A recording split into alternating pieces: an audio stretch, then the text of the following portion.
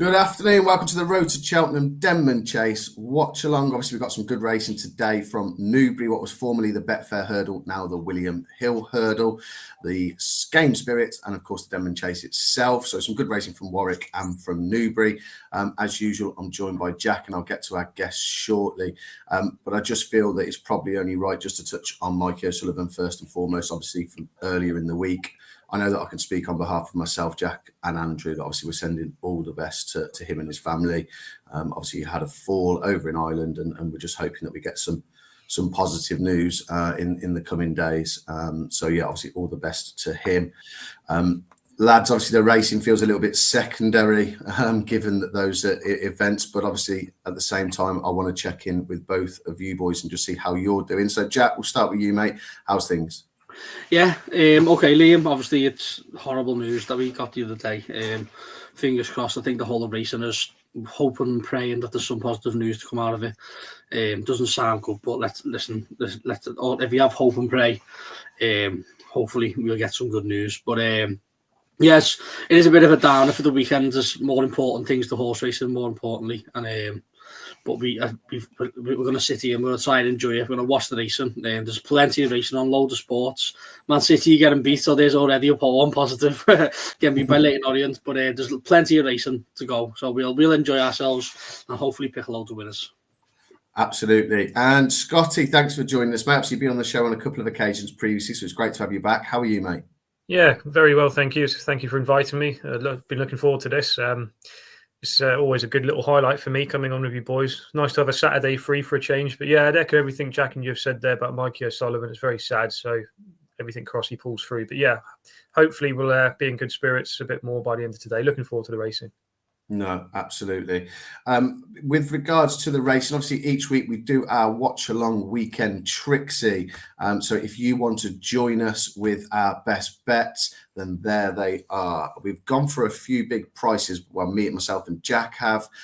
Andrew, who I spoke to earlier, was very keen on Hercules Westwood, taken to chasing really well. Looks a bit of a natural. So he wanted to bang that one in. Hopefully that will bring up the $6,000 that we've aimed for. Obviously, adjust the stakes to what you can afford or want a punt if you want to join us and cheer them along this afternoon. Jack, you liked Santos Blue 14-1 at the time when we placed the bet. I'd have to have a look at the market, which I will do shortly. But you fancied him in the 150 at Newbury, mate. That's fantastic, Jack. There we go. I'm off already with the mute. How long? There are 4 minutes, new record. Yeah, sorry everyone. Yeah, I just think his price is far too big. He jumps well. Really caught my eye when it was. We're talking over a year ago now at Aintree. He was just in behind the Fergal O'Brien horse. What's the horn now? 1 second, let me just get it. My mind's been blank here. 1 sec, sorry. Bear with me. Sorry, me things not playing ball. Laptop froze. 1 sec. Happy days. We'll come back to you, Jack. No problem. My laptop froze. I've obviously gone with our champ in, as I mentioned earlier, what was formerly the Betfair Hurdle, which most people will know it by, but of course, new sponsors with William Hill. He's pretty consistent here at Newbury, likes the course. He's obviously available at a huge price, 40-1. I think that he could potentially make the frame and definitely isn't without a win chance. He's been ridden quite forward the last couple of occasions, but I think if they can just not be so aggressive in terms of tactics, it will aid his chances in getting home. He's pretty ground versatile, so he was actually put up over in my anti-post angle column over on Odds Checker earlier in the week, which is where I try and take a look and a view to the weekend for a bit of value. He was cut and he has drifted back out to the same price he was put up at. So no value scored this week, but if it's a winner, I will not be complaining. So our champ for me at 40s. Jack, Santos Blue for you. Yeah, I just think the way he jumps well, travels well. Skeletons, you can sort of pick and choose which ones are going to be there to try and win. Ben Sutton takes 5 off today. He runs consistently well. He shows his race. He finished second behind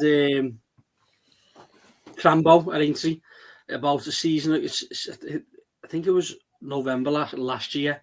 and he went in with Saturday, and he won since, but he's just not showing the form of that race. I just feel come back around, come here, like a track like Newbury, back left-handed over the 3 miles. I think he can fair his chance. Although these are exposed, and although he's had a good few starts, I think there's a lot more to come to him. I just think that 16-1 is far too big for him. He's got to carry top weight, but Ben Sutton's going to take 5 off. He ran a solid race a few weeks ago at Hereford, so I think he can come on for that. And the 14-1, 16-1 again, I just think it's too big. Happy day. So if you want to stick all those 3 together, as I say, and cheer them along this afternoon, then by all means do so. If you've got your own Trixie and 3 that you fancy, drop them in the comments, and then obviously we can track those throughout the afternoon and hopefully cheer on a few winners for you guys as well who are watching. Scotty, enough about our bets. Your best bets for the day, mate. If you fire through those, and then we can start previewing the first race we're looking at, which of course is the Kingmaker, because we're just about 7 minutes before the off. But yes, mate, what do you fancy most today?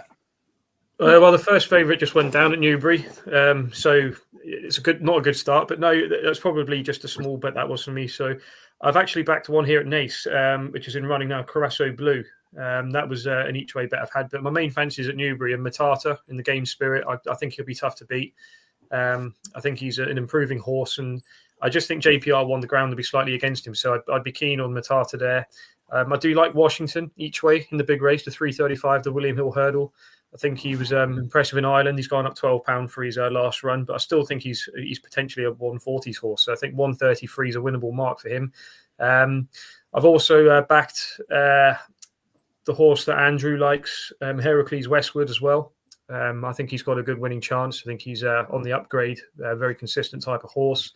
And the other one I backed is Hitman in the Denman Chase. I just think it's a very winnable race, and he's just a bit of a soft horse sometimes when it comes to a finish, but I don't think a lot of these are true 3 milers. So I've just taken a chance that he's second in the old road, and his last run at Ascot, we'll put him into good stem and give him a chance in this race. So yeah, that would be my main fancies for the day. There we go. So that's 2 out of 4 of us who really fancy that horse in the 4:10. A certainty, you would have thought now.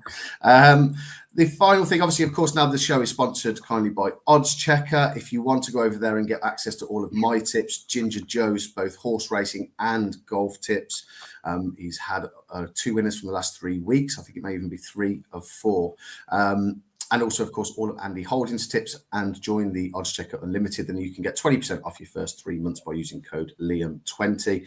And there will be a link posted in the comments for you. If you want to follow that, then you can head over, as I say, and sign up.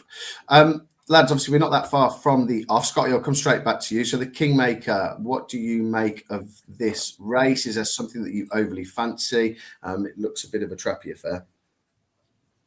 The Kingmaker, Loader Sud, it's his to lose. He's obviously been very impressive this season. Started off a bit slow at Stratford. He made a big mistake in one of the fences, but he's obviously improved leaps and bounds. He was brilliant at Cheltenham, and followed up to win a Grade 1, beating Touch Me Not.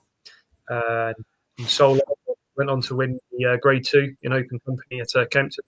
I think it's a penalty kick. He's 4s on. He should do the job. I love Rubo over hurdles. I just don't think his first run behind Ballyburn and Sir Gino at Kempton was well, he was beaten out of sight.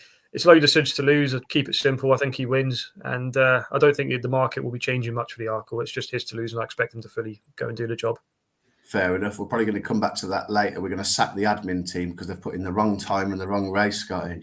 Yeah, you said the Kingmaker. I was a bit thrown off. Someone's getting fired. Jack, it's obviously the handicap hurdle over at Warwick. So obviously you've got Sal Carlos top of the market 3-1, Celtic Art 5s, Zambezi Fix at 13-2, and then you got 15-2. Bar the rest. Is there anything you like in here, mate? And is there an angle in for someone to have a bet, or is there a bet that you fancy yourself? Last night I was actually quite keen on taking a look at Cart Destrafel. Big talking horse coming into the season. And he was not pulled up, but he finished 6-9 on debut. He was 1-3 favourite. It was during that time remember when we were struggling to get the soft ground? It was good ground, and the skeletons weren't running to any form whatsoever, and the loads of them were being pulled up. It was during that time. He finished 6th to 9, massive disappointment, stopped on his feet. But I was having a look at him last night, 11 to 4. He drifted out all the way to 16 to 1 this morning, but he's come back in a touch to 9 to 1. I mean, I was going to put him up as a bet, but with the drift and all that, I'm just going to leave it alone. It's not worth putting. I think if he with the skeletons, it's hard to like it's sort of a guessing game of if they're going to be on it or not.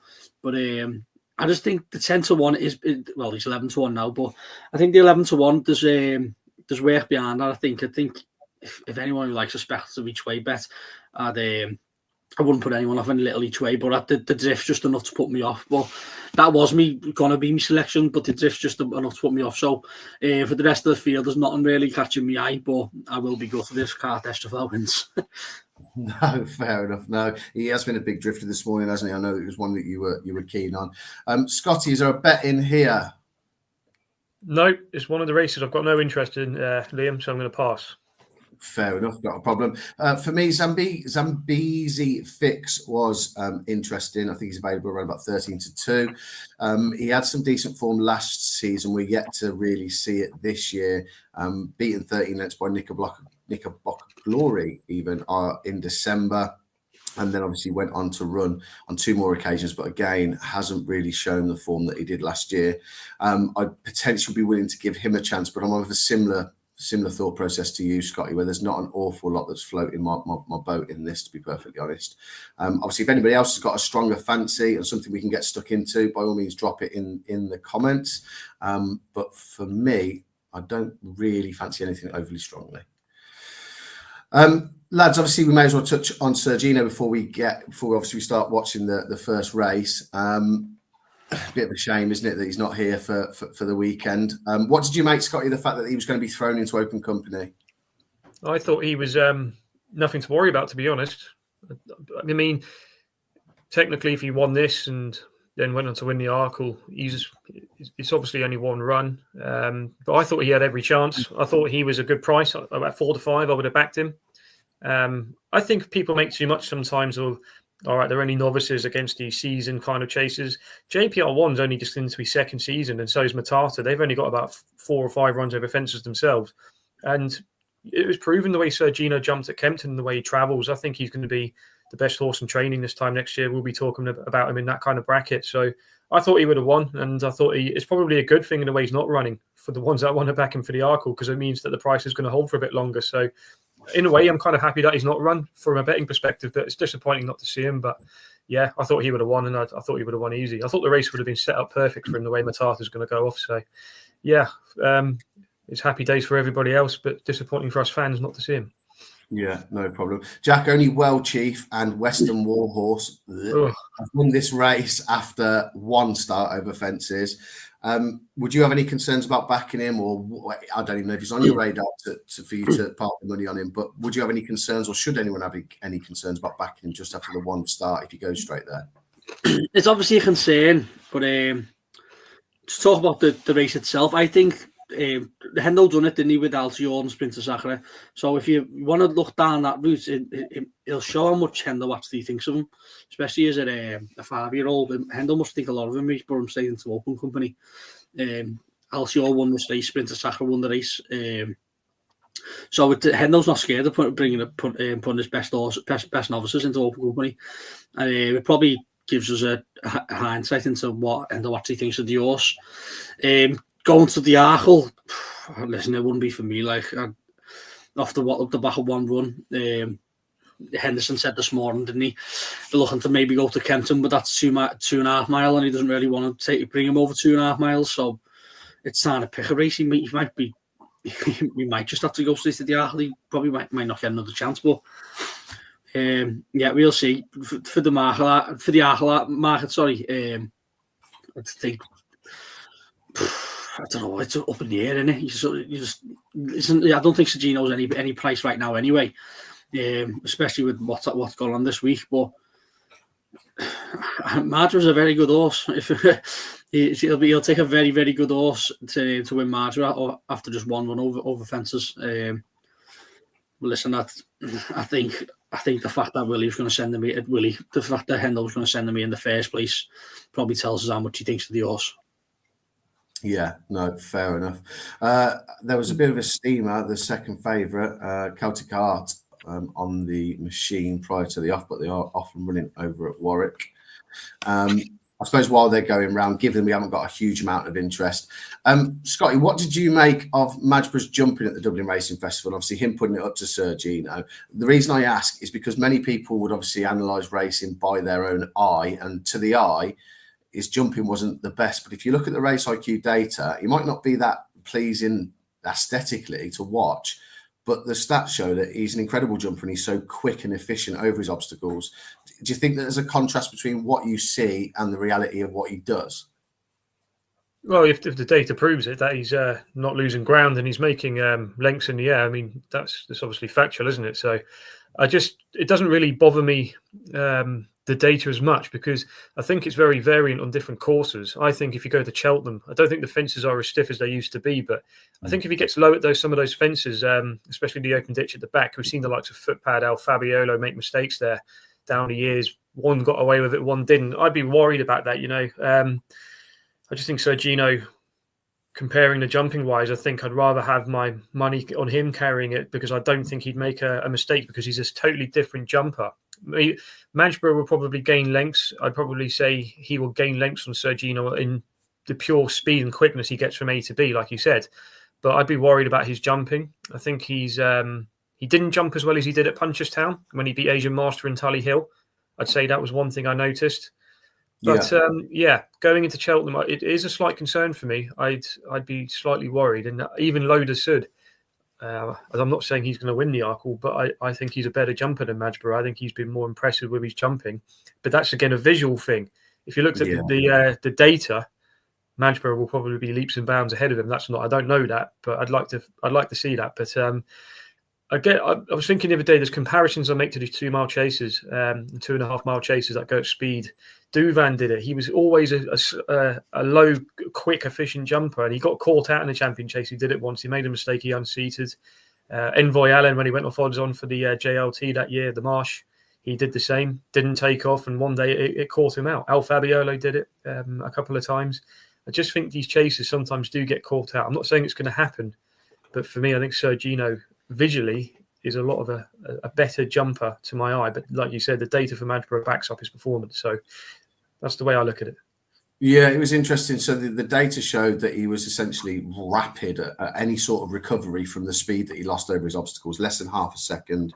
And of course, Race IQ then put together a jump index, which rates a horse's jumping ability or how it's jumped within any given race between 0 and 10. And some of the best jumpers in previous years, some of the best jumpers in previous years, the best horses have been rubbish jumpers occasionally. Corto Star bang fences. Big Bucks used to clatter hurdles. Faheen couldn't jump a hurdle to save his life at the best of times, and they ended up being superstars. It's all about the engine. It depends how much they have underneath the bonnet, doesn't it? Absolutely. I think that you can apply the data in certain scenarios, and then in others it's not so relevant. So, for example, Croke Park took 11 lengths out of Ballyburn at the DRF the other day, but every single length that he gained at a fence, the jockey would then take a slight pull just to make sure that he still had a chance of getting home and being competitive at the business end. So whatever he made up over his fences, he just gave back on the flat. So it's all well and good being a great jumper, but when tactics are employed like that, you're not really making use of the advantage that you're getting from the jumping. So no, I completely agree. Jack, what we're going to do today, and everybody else can fire those in, I want unpopular racing opinions. Jack, have you got one to kick us off? Something that everyone's going to call you an absolute fool for. An unpopular racing opinion. You could have told me about this. I could have. I could have, but I thought it'd be better. I could have got about 5 or 6 of them. I thought you might say something real daft if I just caught you out. Unpopular racing opinion. I've definitely got a few. I've 100% got a few. Come back to me. I've got a few. Come back to me. No problem. Well, obviously, anyone in the comments, if you've got one or a little bit of an outrageous prediction statement, fire them in. We want to get as many up on screen as possible, and then we'll debate them. We'll tell you as to whether we agree or we think you're an absolute madman or woman. Scotty, off the top of your head, have you got a ridiculous, unpopular opinion? The first obvious one was maybe obvious, but I think John Bon won't win the Champion Chase.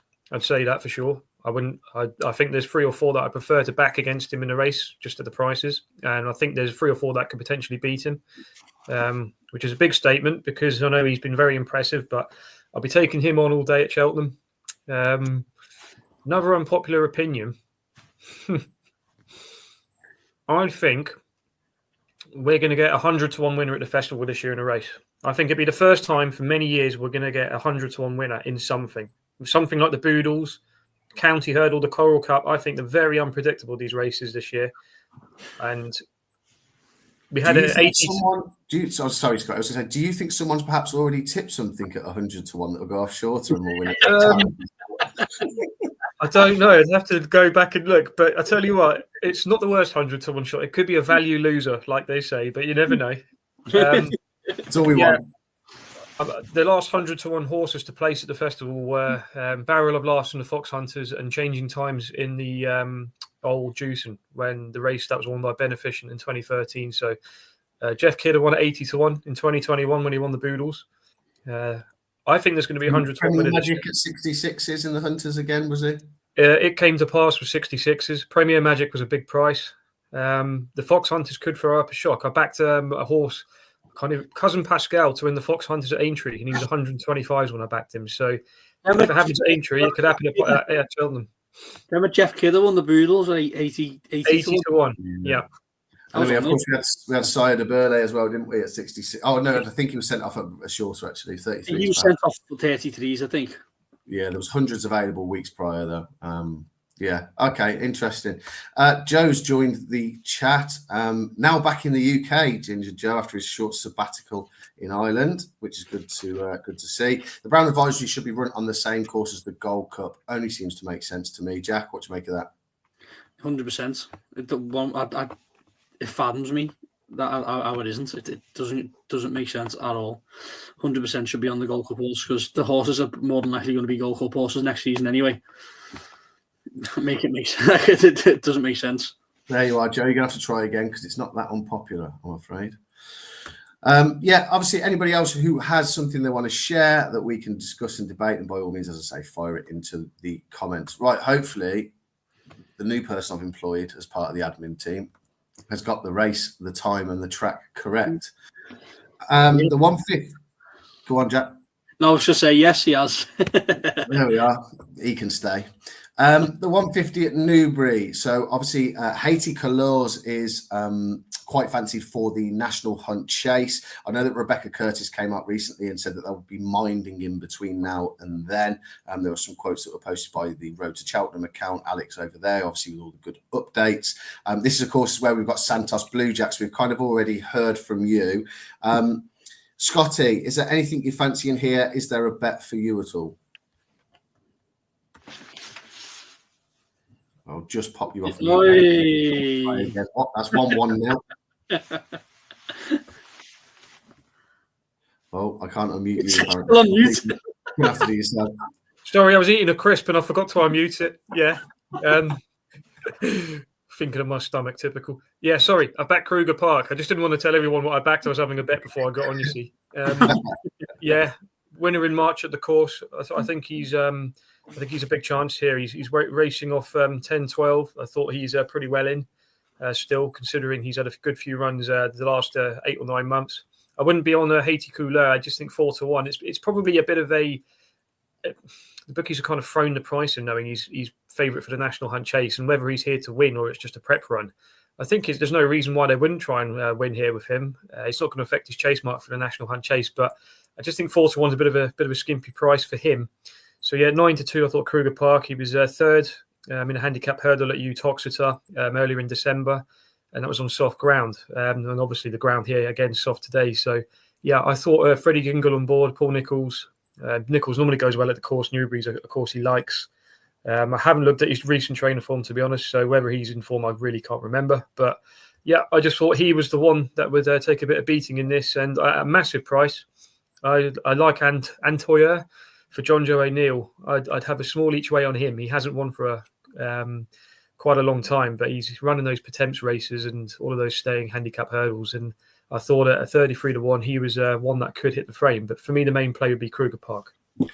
Yeah, and Taylor was another one that I looked at. I have had a swing in here, and it went up on Odds Checker this morning. He's still at the same price, and I've taken just because at the prices, I didn't really fancy an awful lot in the field. I give it to Scotty. Obviously, his has been well backed, the Paul Nicholls runner, but I've gone with Press Your Luck, and I've had a small each way play at 50-1. Now, you're taking a bit of a chance being off the track for 18 months. However, the form prior to that was pretty solid. A 4-length defeat by Broadway Boy, that albeit over hurdles, and of course he's improved significantly for a fence. And then prior to that, he won at Wincanton. My only concern is with a couple of my selections today. In actual truth, didn't think the ground was going to get as soft as it has.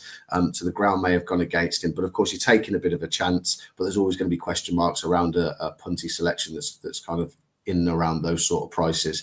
So I've chanced him. Chris Gordon's in great form. He's had 3 winners in the last couple of weeks, 38% strike rate, and Freddie Gordon's on board, taking off a little bit of weight. So I'm hoping that he can certainly outrun his odds and run better than the 50-1 suggests.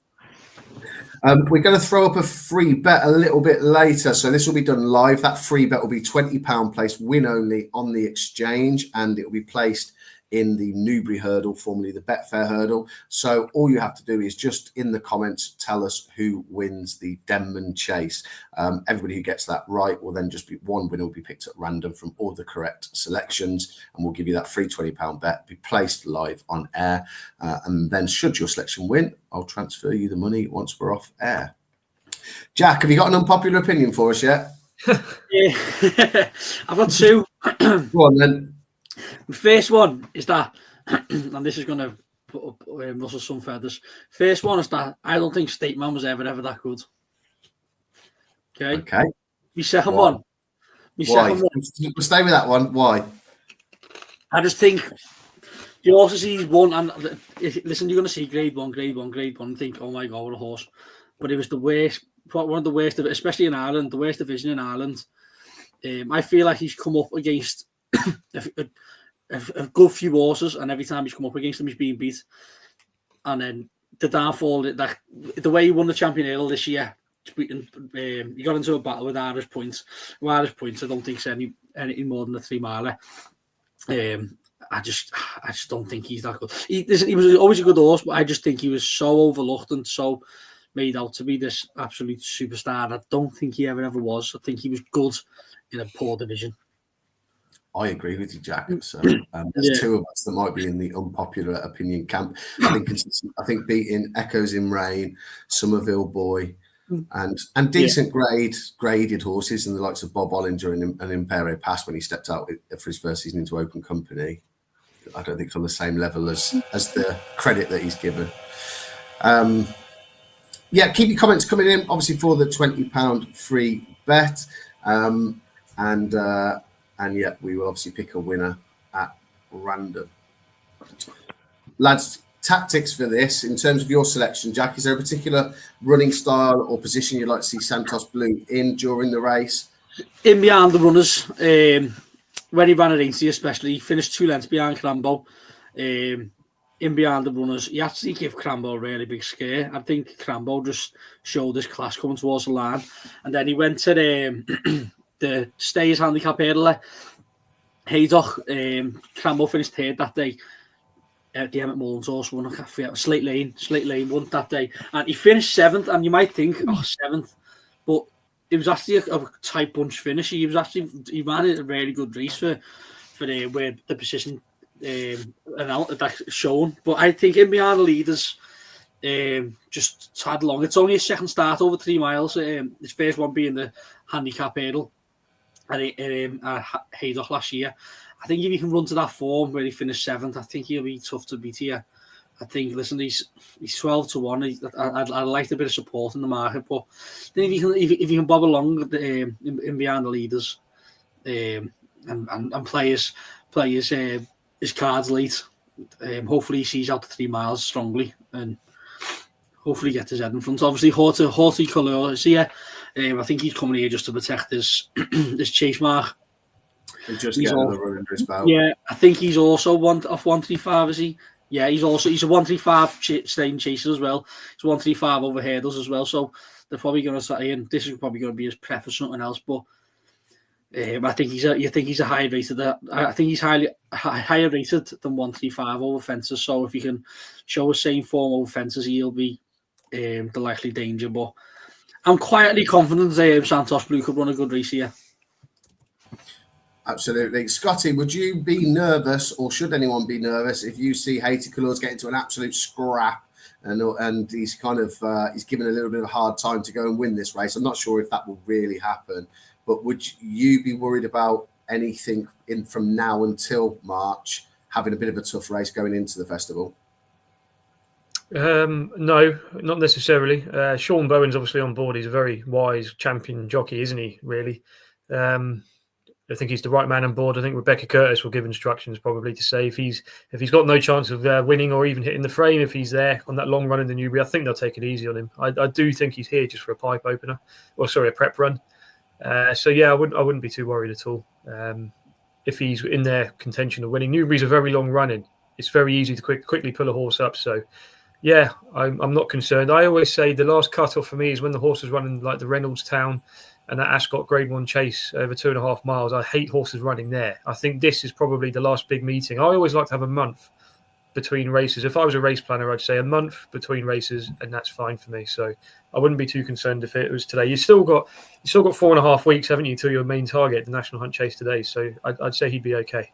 Yeah, no, fair enough. And on the subject of handicaps, I don't know if, with obviously the changes that have been made, obviously the reintroduction of the novice handicap chase and of course the National Hunt Chase, Jack, have you felt that there's been, and of course the 5 runs that novices now need, have you found that or felt that there's been more plotting and scheming towards March, and there's been more horses not running perhaps to their optimum this season, or do you think that's a nonsense and it's just been the same as any other year? Oh, 100%, Liam. 100%. I find it hard because I think me personally, I think I get in my own head as well when I see it. I'm like, I see an horse and I don't instantly think they've got that handicap chasing mark in mind. But this season, there's been so many horses that you wouldn't normally see not being ridden the way they should be promptly with another day in mind, and that day being March. I just feel like this season there's so many horses going under the radar, and maybe that's what people think they've got to cover these handicaps covered. Oh, there's the winner. We've got that covered there, but in reality, there's going to be 5, 6, 7, 8 other horses that are going to be in a similar boat, and that's why they call it a handicap. That's why they call it a handicap, and it's not going to be. People think, oh, there's that. That's the winner of that. It's not that easy. It's going to be fucking hard to find the winner, because I can promise you right now, there's a good 15, 20 horses that have got the handicap novice chasing mad for March, and I feel like I've seen the whole field already. Plenty of times this season where they've got the runs in, they've got that one day big and mad.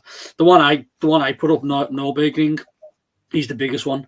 He's my one, but I'm looking at the field, and it's gonna. I can't wait to watch this race, because it's gonna be absolute madness to see that many novice chasers go to war. Because this season alone, I've seen so many horses just not showing the full running. And listen, we'll see what happens in March, but I said a few weeks ago, I feel like the season started slowly, and we're in February now, and I still feel the same. And I'm starting to think, is that why? Is that why? Cheltenham centric, and maybe even more so. Yeah, all Cheltenham minded. Because we've said it a few times in the show, the season just feels dead slow. But even now, you've had the DRF, and we still feel like we haven't got enough information to go into March. You know what I mean? And maybe that is the reason why behind it, all the handicap changes. Won't be the full reason, of course, but I don't know. I'm just like Sergino, for instance. We've seen him. I know we went to the fighting 5th, but we've seen him once over fences, and apparently he's going to go straight to the Arkle if he doesn't get a run in. It's been a tougher season, hasn't it, for getting a handle on things? Even the novice hurdlers, up until last weekend, I normally have a handle on them by Christmas, and I struggled. But I think some of the races, like you said, the novice hurdles in particular at Cheltenham earlier in the season, and the graded top hurdles, the novices, there's been 4 or 5 runners, 6 runners in the races. We haven't seen the horses enough, which hasn't helped. No, I agree. Obviously, they're off over at Newbury, and the McNeil horse, the 4-6, is absolutely pinged off in front. You'd be assuming that he can't sustain this; he'll fall in the hole, wouldn't you? No, never underestimate. I say it time after time. Never underestimate front runners at Newbury. If you give them rope, they're very hard to pull back. Very like hard. Exactly the same. Exactly the same. 6 to 1 him running if you fancy a few quid on the exchange. That is.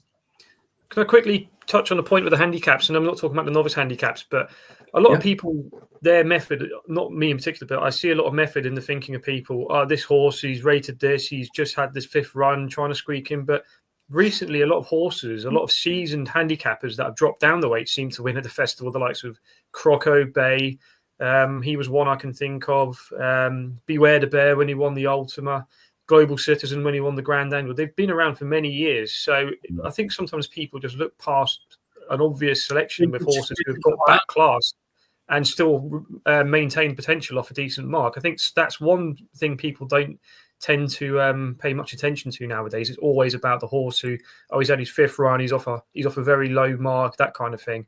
So that was something else I wanted to point out. I wouldn't be put off looking at the season's handicaps. Like Vintage Cloud was another good example. When he won the Ultima, I think he was running in the race for the 4th or 5th time, and he eventually won it. I normally used to be very dismissive of horses like that, but I've stopped doing that recently. So, yeah, I think there was a lot made of the fact that many of the winners were kind of 7, 8-year-olds, and generally speaking, the only older horses the only races that the older horse would have a squeak in would be the likes of the Ultima, the Cross Country, and the Hunter's Chase. But no, I think you're right. We saw last year as well. Shape Up Harry was a 10-year-old, was he? 10-year-old when he won the plate. Yeah, Seddon the year before that as well. Yep. I think it was 9-10. So no, I think you've got a good point there. How are you boys feeling in running? Jack, are you happy with where you sat? He's rowing away slightly, isn't he? Yeah, he's getting closer, but not. I thought you'd see where Magical King's running there. That's where I thought Ben Sutton would lie. Santos Blue. That lead is just. He's plugging along, but I maybe ask him to get a bit closer. He's still there. He's got plenty in him, but the lead is starting to get tired, I think. So I think the pack will close. I'm happy with Kruger Park here. I think he's still travelling nicely. I think he'll be in the frame. Valley Griffin Cottage is another one that's caught the eye. He's travelled quite well back over hurdles rather than the bigger obstacles. Going well, isn't he? Say again, Jack. He's going well. Valley Griffin Cottage. And Vardy's being put. The sectionals are pretty good. It's not a slow run race. They're going quite quick, I think. Yeah, I agree. They're starting to bunch up, aren't they, in behind? He ran through it. He's ran through the last couple, so I think I'm on the winner here. I think Kruger Park's going to win. Travelling lovely. He's almost travelling too well. Taking a pull round the bend there. Santos Blue's going well as well. What colours are you? Are you the blue and yellow, Jack? Yeah. The white pink, white cap, pink coming in between them. On the Haiti colours will stay, won't it? On the Billy Smith. Go on, Santos. Good jump. Good jump. Go on. And this is where if he'd stay, but he seems to be. I'll tell you what, he's finding better jump this time. Big jump. Better jump. Go on, son. Landed running. Go on, boy. Mine's froze. You're ahead of me. You're watching on Betfair. Yes, on Betfair. Oh, I'm on ITV. I'm behind you. One by one. Jack, that is a start and a half, isn't it? 14-1 winner, lads. Come on. Well done, Jack. 14-1 winner. Oh, I've been done for a place. Standard.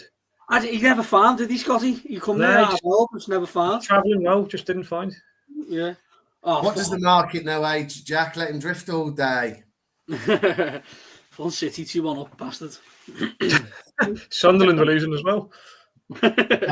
Apparently, you're guilty of recency bias, Scotty, when talking about 100-1 shots. Yeah, I was 2 years old back then.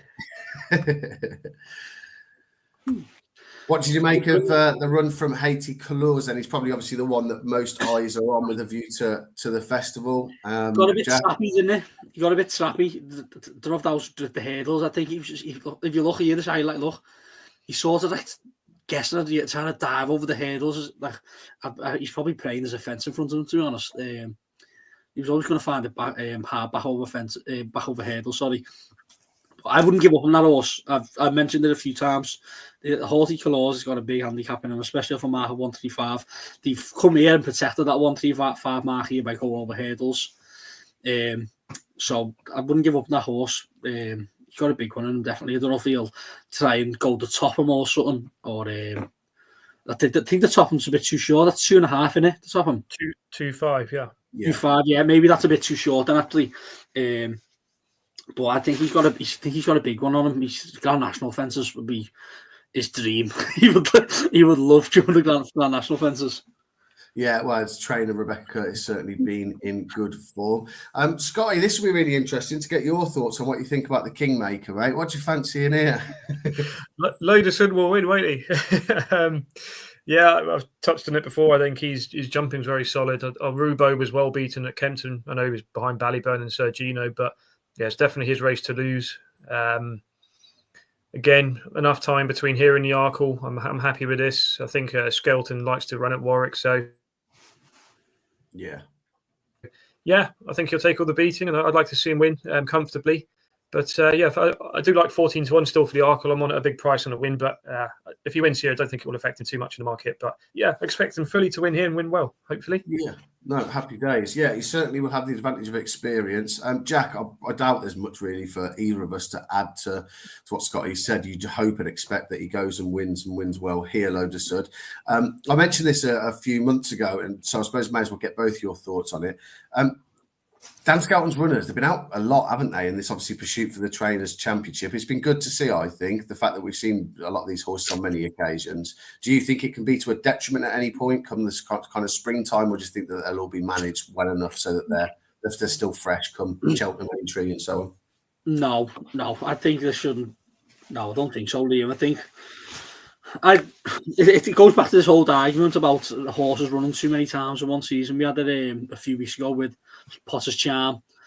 Just when the horses are ready to run. Listen, once those horses are around, they'll be going back to the stable and they'll be getting the best care possible, and they'll be looked after, and they will not run again unless they can and they're able to. And that's the way I see it. I understand what you're saying. Like, would there be a sort of stable drop of form?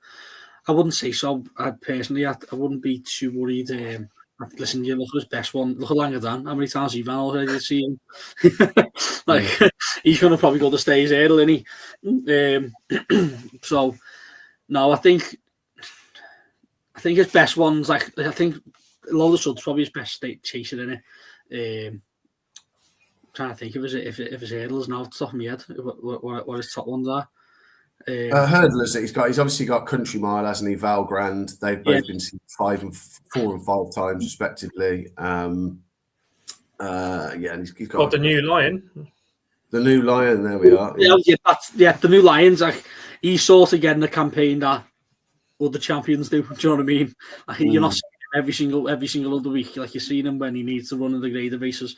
So we will have his care, but I think his overall horses day to day, I can't see any form drop. His best ones, like the likes of Loderson, the New Lion, Loderson, sorry, they'll be kept nice and tight, and they'll be ready when they're ready for the big races. But overall, I like it. Get them out when you can. Go for the Trainers' Championship. Get them out when you can. And can I quickly? Sorry, Jack. Go on. Sorry. No, go on for quick, Scott. I was going to say, if I was going to have a little swing in this next race, the Kingmaker, I'd probably go for Tedley to finish second. I think the forecast is 5-2. He was third behind Caliph de Burley at Cheltenham on New Year's Day. Caliph de Burley is obviously an improving horse.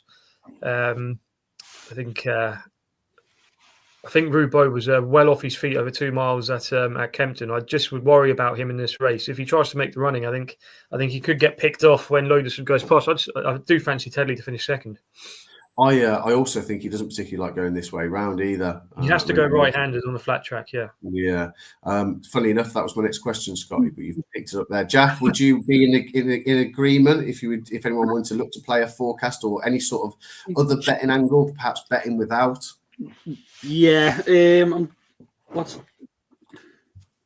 can back the 5-2 for the forecast, or you can back up 100 to 30 for Telly to finish without load of sud.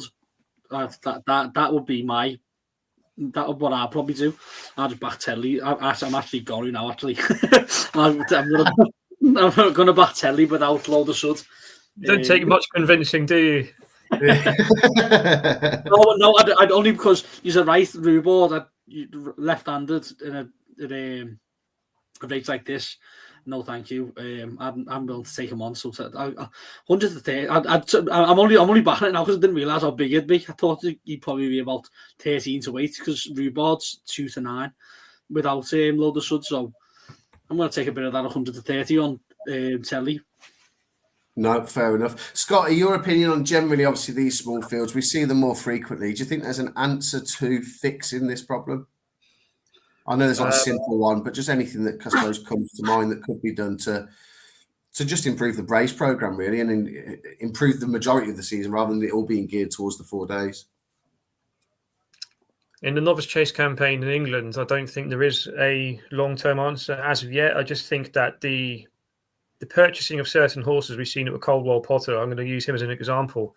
I just don't think the horses are necessarily good enough, and you've got more novice handicap chasers, which the likes you get races like at Carlisle, Huntington, Wincanton, where they have those kind of options, and it's almost the easier option. We've seen Nicky Henderson use it with the likes of Peaky Boy in Highland this year, where he's running novice handicap chasers. There's not that many open novice chasers for these horses, beginners chasers, unless you're prepared to go midweek to somewhere like Ludlow or Taunton, somewhere like that. But again, they don't have many meetings there where you have those kind of races. So just even in the open company, I've said it for years, like the 2.5 mile open chasers in England don't have any opportunities to run. You have the 1965 chase at Ascot in November, and you have the Grade 1 in February at the same course. You have like the Old Road, which is a handicap. You have the Peterborough chase at Huntington, which is a handicap. And Cheltenham has about 6 or 7 of those 2.5 handicap chasers, but they're not for novices. Novices just don't have the opportunities. I'd maybe introduce something like Windsor's done, like a Winter Million series where certain courses like Plumpton, Uttoxeter, I'd like to see the smaller midweek kind of tracks introduce like a bonus scheme where if you win 2 or 3 races at these certain tracks, then the Winter Millions, you'll end up winning a nice pot at the end of it.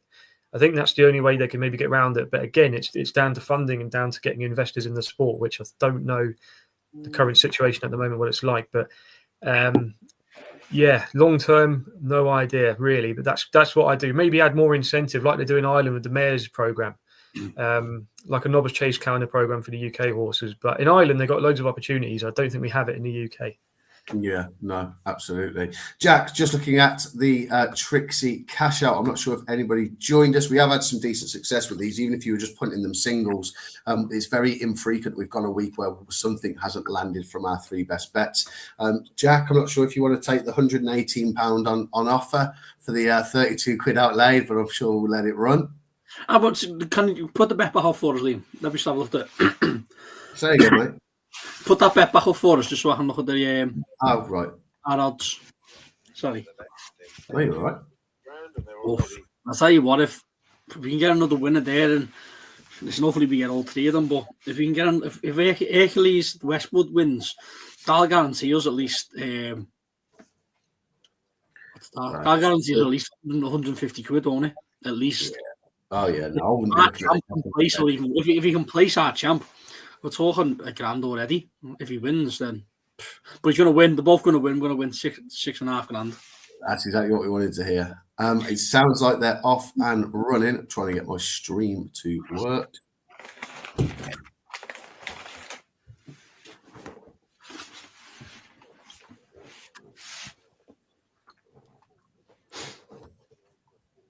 Do you think he's under the radar, Scott? You mentioned you sat on nice prices. Is it more in hope as opposed to belief with regards to him in the Arkle? Now I didn't expect Sergino to go chasing. I thought he'd stay over hurdles. So if it was against Madgeburg, I'd say he'd have a chance. But I think he's playing for places. I think he'll finish third. I think the two market leaders will finish ahead of him. But you never know at Cheltenham. We've seen stranger things happen. But realistically, I think he's playing for third. And I think that the three market leaders are the ones to fill the places at the moment. But it never always works out that way, as you know. But yeah, place chances at best, I'd say. Sorry, for as long when we last seen him, it was at Sandown. How long? Without us, the start of December, was it? It was about the 7th of December, around then. Yeah, he's held his own in the market, hasn't he? He's like, I'd like to touch me not and all that. They've sort of drifted like a bird since before they ran after load of sub beat him. He sort of just held his own, third favourite, and just hasn't sort of nudged. So there's people still backing him. What sort of price does he go off if, for example, Sergino's issue is worse than we think? Threes? I'd say Fours? no. Load the Sud? Yeah, there's no Sergino that lines up. I'd say about Madra favourite. No, you'll get 7 or 8 to 1 on the day for sure. You'll get all the other horses getting backed each way, like Mr. Giff and Touch Me Not, those kind of horses. He'll go off 7 or 8 to 1. He won't go off as short as 9 to 2. You think the gap between Madgeburg doesn't turn up? Sergino doesn't turn up. Yeah, doesn't turn up. Sorry. Yeah. Madgeburg will go off probably 4 to 7. I reckon Lotus Hood would go off about maybe 4 to 1. Yeah. I'll tell you what, though, he's putting in a bit of a jumping. Easy, this, isn't it? Jumping masterclass. He's jumping really well. Where are the rest?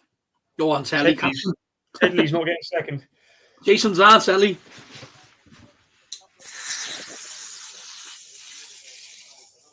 That's either a beer or Scotty's applying after deodorant. Sorry. No, it's fine. Yeah, tell you what, it looks like he might have a race. He's idling, isn't he? He is a bit. Oh my goodness. He's still coming. I don't know if the line's just going to come in time for him, but is it still half a furlong? Oh, he stayed on. I'll tell you what. I think you were right. I think he was just very tired and lonely in front. He idled a lot there. The company spurred him back up to tell you what, well, Scotty, what's your reaction to that, mate? Because I don't want to be too negative, so I'll let you. What you reckon? I think the Arkle's going to be a bigger field. I think he won't have to make his own running. I think he'll have a bit more time, and I think he'll just pop away and just be ridden handy. But yeah, I wouldn't be overly concerned. I thought he did what he had to do there, didn't he? So. But that just goes to show that he's not going to beat Sergino or Madgeburg. It does. He looked a bit tired towards the back end of the Henry VIII as well, didn't he? Touch Me Not was kind of gaining on him even after parting the Birch towards the back end of the race. But yeah, obviously with the £20 free bet, keep getting your comments in. What will win the Denman Chase? Obviously, we'd like to give some money away to somebody if you're able to pick the winner of what was previously the Betfair Hurdle, and of course, keep your unpopular opinions coming in. Jack, did we get your second one in the end? You said state. No. Yeah. My second one is saying that interviews are a load of bullshit. I don't think. I think they interview them and they tell you one thing, and then the next few days they change their mind or they go back off what they say. I just don't listen to them anymore. I just don't see a point in them at all. Oh, he's gone. Must have been bad. Yeah, just been kicked off. Yeah, but I just think they're a load of shite, me. I just think they say one thing and then they change their mind, and I just don't even bother listening to them anymore. Honestly, it's pointless. But yeah, Liam clearly disagrees. Predictable, isn't it? Yeah, same old, isn't it? How is he? Oh, he's in good form. No, is he? Here he is. He's back. Did the dog just bite the cable there? Is it that bad, was it, Liam? Say again. Was the unpopular opinion that bad? No, I was still listening away. I had to go to the front door, unfortunately. But yeah, no, I partly agree with you. Is there a trainer that you think is more forthcoming than another? Scotty, is there one that you kind of look out for, because there will be snippets that are useful and worthwhile to take on board? Yeah, I've said it before, like Alan King. I just think every time he speaks, you can tell that he's genuine. I call him like an old school trainer, very very professional. If he was like training my horses, I'd listen to him and I'd say, yeah, when he comes on the telly, he comes across well every time. The other one that I like listening to is Gavin Cromwell. I think he's very straight down the middle with his horses. He doesn't beat around the bush. He knows kind of like where he is in the training world in Ireland. He's against the three big hitters and he punches well above his weight, to be fair. And every time he speaks, I think he's very genuine. So yeah, they're the two that I like listening to. Yeah. Jack, are you branding them all with the same brush, or is there one that you think can give you a decent line on some of their horses?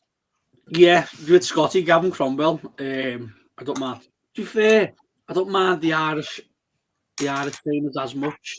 It's more like the Skeltons, Nichols. I just think it's the same old repetitive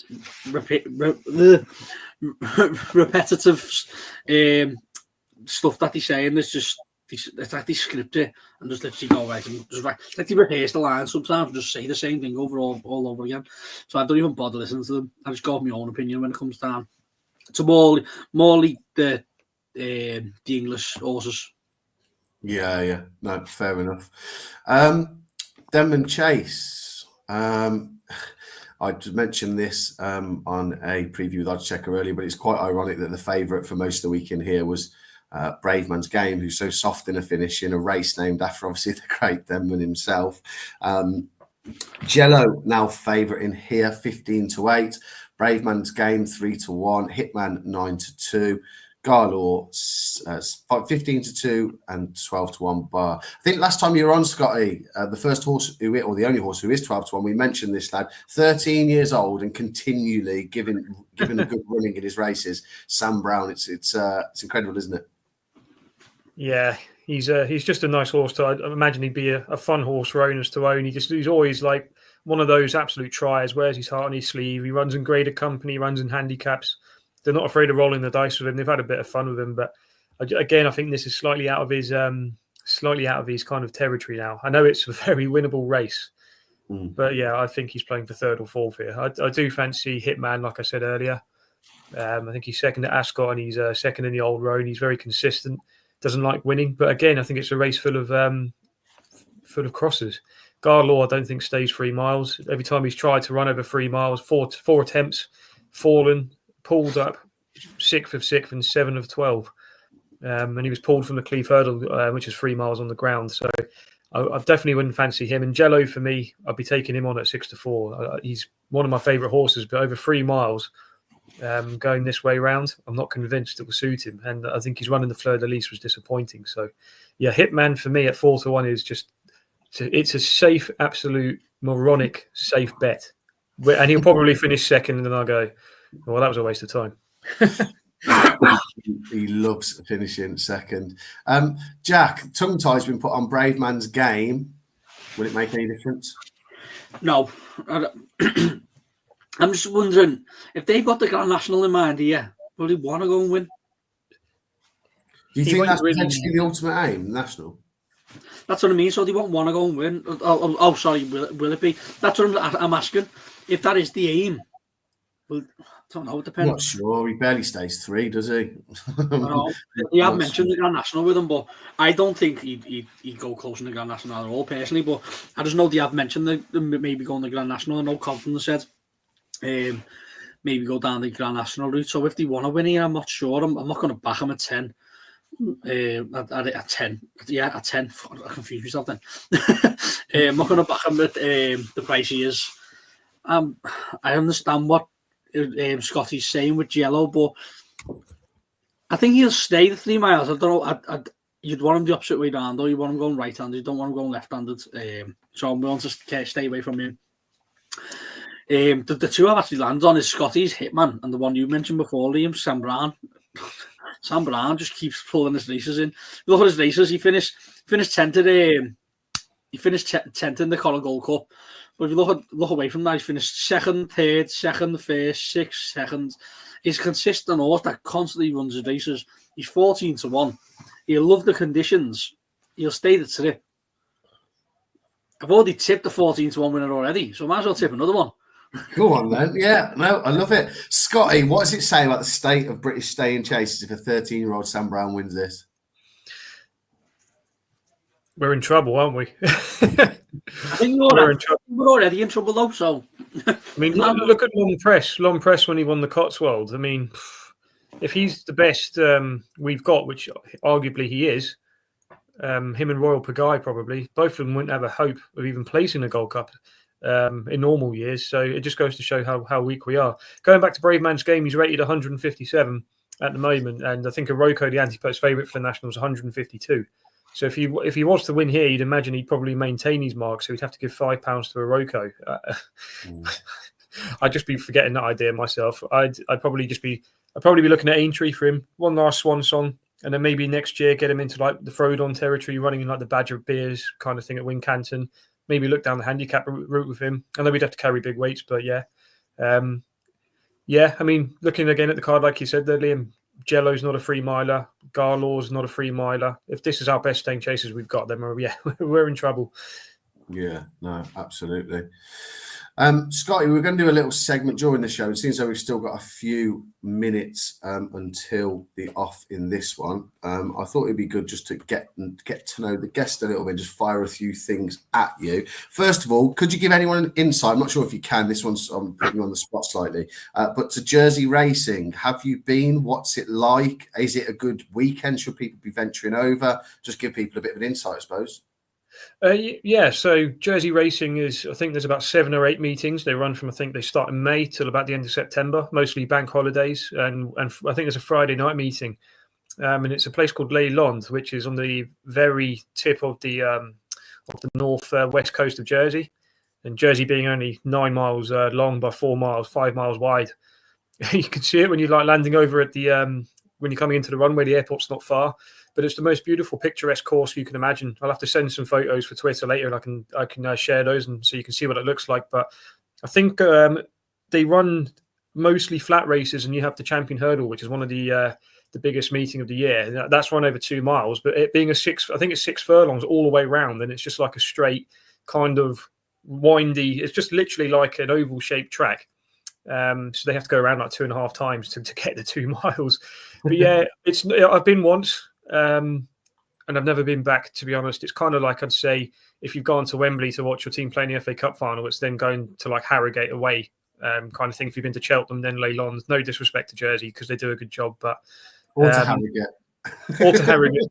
But no, we've had some big trainers that have come over, like Neil Mulholland used to bring these horses here. The guy that used to own the Young Master, I can't remember his name, in the yellow and with the green diamond, he used to bring horses over.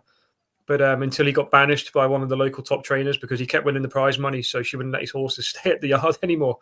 But no, I'd say if you're over for a weekend, it's definitely going up there in the summer. It's a good atmosphere. They do it the old-fashioned way with the betting slips. They give you like a numbered ticket, write it all down by hand, but the prices are ridiculous.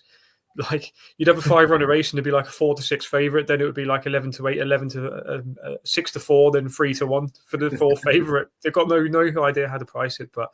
It's a good weekend normally, and we've had Sammy Twiston Davies rides over here occasionally. Obviously, we've had Matty Batchelor used to ride here when he was riding, so we've had some good jockeys come over. But yeah, it's good for a day out, but it's not proper high class racing, I'd say. Yeah, no, it sounds like a cracking weekend. I suppose you could make of it, couldn't you? Potentially. No, great. You mentioned it's picturesque. I looked at some of the photos, and it certainly looks that. It looks like looks beautiful. So no, maybe we'll have to get over there and come and see you for a few drinks and always keen for that, mate. Scotty, favourite pundits, presenters, people that you like listening to. I know many have Ruby towards the top of his list, so let's try and avoid him. Just watching him on the telly there, funny enough. Presenter-wise is probably easier. I do like listening to Gary O'Brien on Racing TV. He's, for me, the best out there. Very kind of like approachable person, very knowledgeable. I think he just gets everything across in good fashion, and he's just brilliant to listen to. Lydia Hislop, for me, is another. She's like racing royalty. I think she's fantastic. I like listening to her.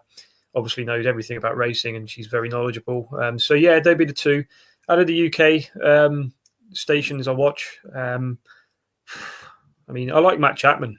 I just think he's brilliant. He's very he's like Marmite. You either love him or you hate him. I love him. I think the Unbridled we've got with Paddy Brennan at the moment going on the ATR, I think is fantastic. It's one of the ones I look forward to all week.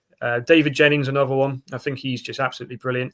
And I think he deserves a bigger kind of job than he has. I'd like to see him head ITV. No disrespect to Ed Chamberlain, but I think David Jennings would fit that kind of bit like a gimmicky channel. They do have like the novelty things, don't they, on ITV? I think David Jennings would fit into that role very well. But punditry-wise, Steve Mellish, brilliant. Really like listening to him again, old school, no messing around. Basically says it as it is. But for me, the one I love listening to the most is Don McLean. I just really like listening to him. A bit like Gary O'Brien, very down to earth, says it as it is, and yeah, I'd say they're my favourites up there. If I was forming like a stable of punditries and presenters, I'd have them. And my two betting experts will always be price-wise Tom Seagull. Love him. I think he's brilliant. And Paul Keeley, always got a lot of time for Paul Keeley. I think he's good to listen to as well. I like listening to the Coral one there on Friday nights when they're all on together. That's a good show to watch. So, yeah. No, absolutely. I couldn't agree more. I really enjoy listening to that show and both of those. And I think that Ross is very good on it. I think Ross is very good. I was going to say Ross Brealey. I think he's absolutely fantastic. I think he's very underrated. And again, if there was ever someone that deserved a bigger job, I'd definitely have him up there. Yeah, no, you mentioned underrated there. Who is the most underrated jockey, Scotty, in your opinion? One that people should be actually thinking they are worth perhaps a claim if they are a claimer, or he can certainly get more horses up to win and win us all a few more quid. Charlie Deutsch, I don't know if he's underrated, but I always said I know Venetia doesn't have the artillery like in the big graded races mostly, but I think he's the best rider in the UK over a fence. I think he's just fantastic to watch. And I don't trust him more than many jockeys when I've got a weight of him carrying over a chase race. So, yeah, Charlie Deutsch. I've actually been thinking quite long and hard about this question, underrated at the moment. Sean Bowen. I wouldn't say he's underrated because he's been there and done it and he's got titles and he's won races. But I still think he doesn't get the applauded that he should do, like the likes of Harry Skelton and Harry Cobden and all that. Yeah, I think he's miles better than them both. I'll tell you who's underrated is Gavin Sheehan. He's a great jockey. He's a great pilot. Great again, shout. when he rode Warren Greatrex, when he won Cole Harden on the Stairs Hurdle, that was a peach. He just Hewick and the King George, just those kind of things you see.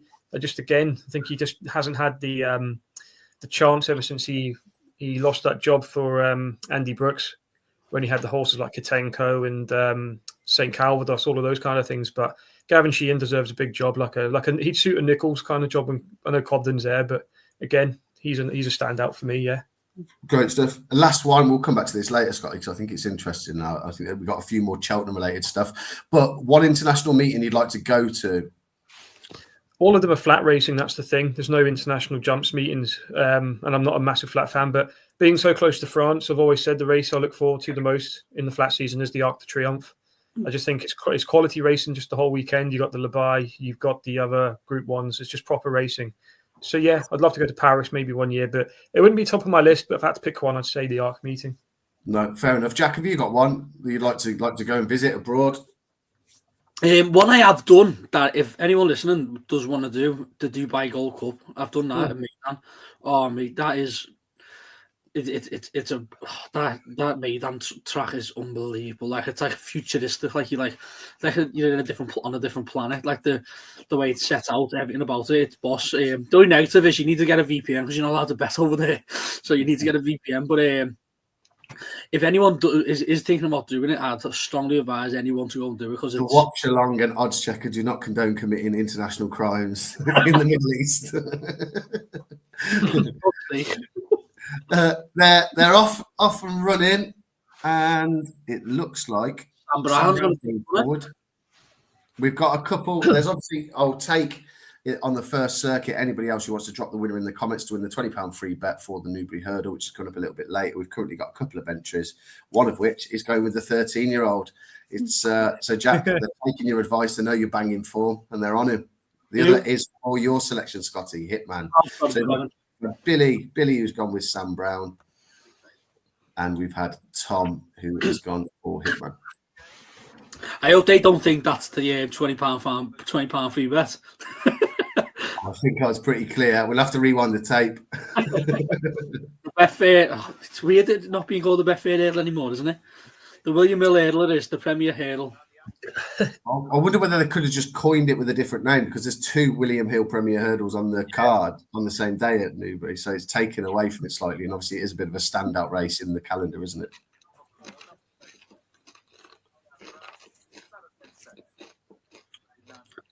This is a terrible grade 2, this, isn't it? Just looking at that. Scotty, here's a question for you. Jello, do you prefer him to front run or sit off the back of the pace? There's been a bit of it's been up in the air a bit on Twitter about people moaning about the tactics they give him. Well, when he won at Huntington, when he won the Peterborough, he didn't mess around. He kind of took the running up quite far from home, and they used his tactical pace. But it's catch-22 with him. When he finished third in the Turners behind Ginny's Destiny and Great Dawning, he was given a very patient ride, and he stayed on to finish third in that race. So I don't think it really matters. I think it depends on the speed in the race, the tactical pace in the race. I think where he is here, I think I'd be happy with him here. Yeah. This first over 3 miles as well. If there's questions, he'll stay. You don't want to be going straight to the front with him. Yeah, I think, like we said about Brave Man's Game, maybe age is against him now. I think if Jello jumps to last, he's going to probably outdo Brave Man's Game for a finish. But doesn't matter because the pensioner off the front will make all. And he will just stay there and he will not move. So someone's going to have to come and beat him now he's at the front, because he will just plug along. Did you back me? Surprised to see Fugitive so far up with the pace as well. I did see he had an entry in a veterans chase. Yeah. I think it was tomorrow. Obviously, No, it was today. The race that Warwick, Lamilos and Shake 'em Up Harry. I think it's later on today. 3:15. I think the race is. That's another. Brave Man's Game sword that one. Hello, it's just what's happening with that horse? Honest to God, what's happened with him? Who's that? Sorry, Galore at the back of the field going to be pulled up. I don't think he's played anyway, but he hasn't even run his race. He's not jumping at all. I think they've got the plate in mind for him to try and get a few pounds knocked off, possibly. Oh, he's great. He's got so many of those 2.5 milers that go for those Cheltenham handicaps, hasn't he, throughout the season? Ginny's Destiny, Galore. Who trains Galore? I can't remember. Is it? Oh, sorry. No, he is with Jamie Snowden, isn't he? He's not with Nichols. It is Jamie Snowden, isn't it? Yeah. Thanks, Scotty. Sorry, I wasn't pointing that out. I thought you meant the owners. No, but so you should. No, I thought Ginny's Destiny was the same owner with the green, but he's not, is it? I tell you what, though, Hitman, I'm happy with him here. Yeah.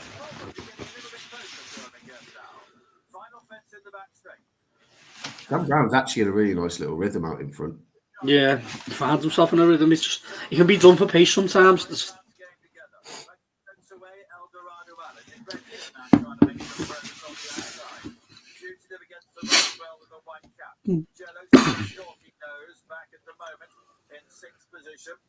If Brave Man's Game and Jello jump the last together, who would you rather be on? Jello. Does he stay? It's Brave Man's Game doesn't like a battle. Whatever's sitting in third. Oh, fucking hell. Corkscrew there a bit, didn't he? Just coming to shove for a couple of them. Yeah, Sam Brown started to. You're about 3 seconds ahead of me, you boys. What are you watching it on? Betfair. Yeah, my Wi-Fi must be a few seconds behind. Hitman's cruising, isn't He always does this, though, doesn't he? he? Yeah. I'm hoping he gets there. Sam Brown can get rid of Brave Man's Game, yeah. Big jump. Look at Fugitive. Oh, he's long at it. Go on, Hitman. Jello. Yeah, he's cruising.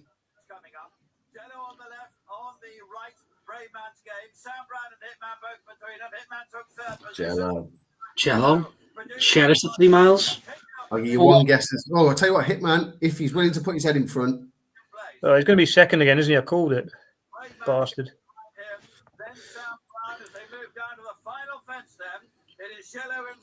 He's extending, isn't he? Sam Brown gets third.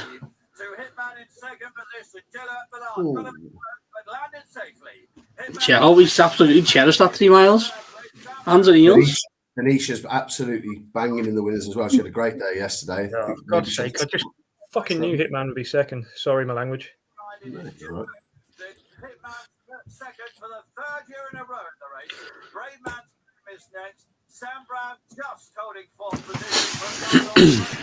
There you go. My Ryanair dreams are back alive again. Tom Buddle, you were closer than any other entrants with Hitman in second place. You can have the 20 quid free bet. Let us know in the comments who you're backing. It will go on the exchange. Win only. What do you want to back in the William Hill Hurdle, formerly the Betfair Hurdle, the big handicap at 335, and we will get that bet on for you and cheer it home, whatever that returns. As I say, we'll transfer you straight after the show. Thoughts after that, Jack? Sam Brown ran a nice race, given he's a 13-year-old graded animals. Yeah, just done for the place. I had a little each way on him. Nothing spectacular. Brave Man's game. Just, oh my God, that horse. Honest to God, I've never seen a downgrade for a horse ever. And it weren't like he weren't even trying there. He was actually trying to win. He just, listen, I knew Jello would stay the 3 miles. I had a feeling he cherished an extra few furlongs, but I just weren't willing to put my money on him to chance that he would stay. I was willing to look elsewhere, but he has cherished every single part of that 3 miles. Wonder if they try and go with the ancient ball with him now. I know.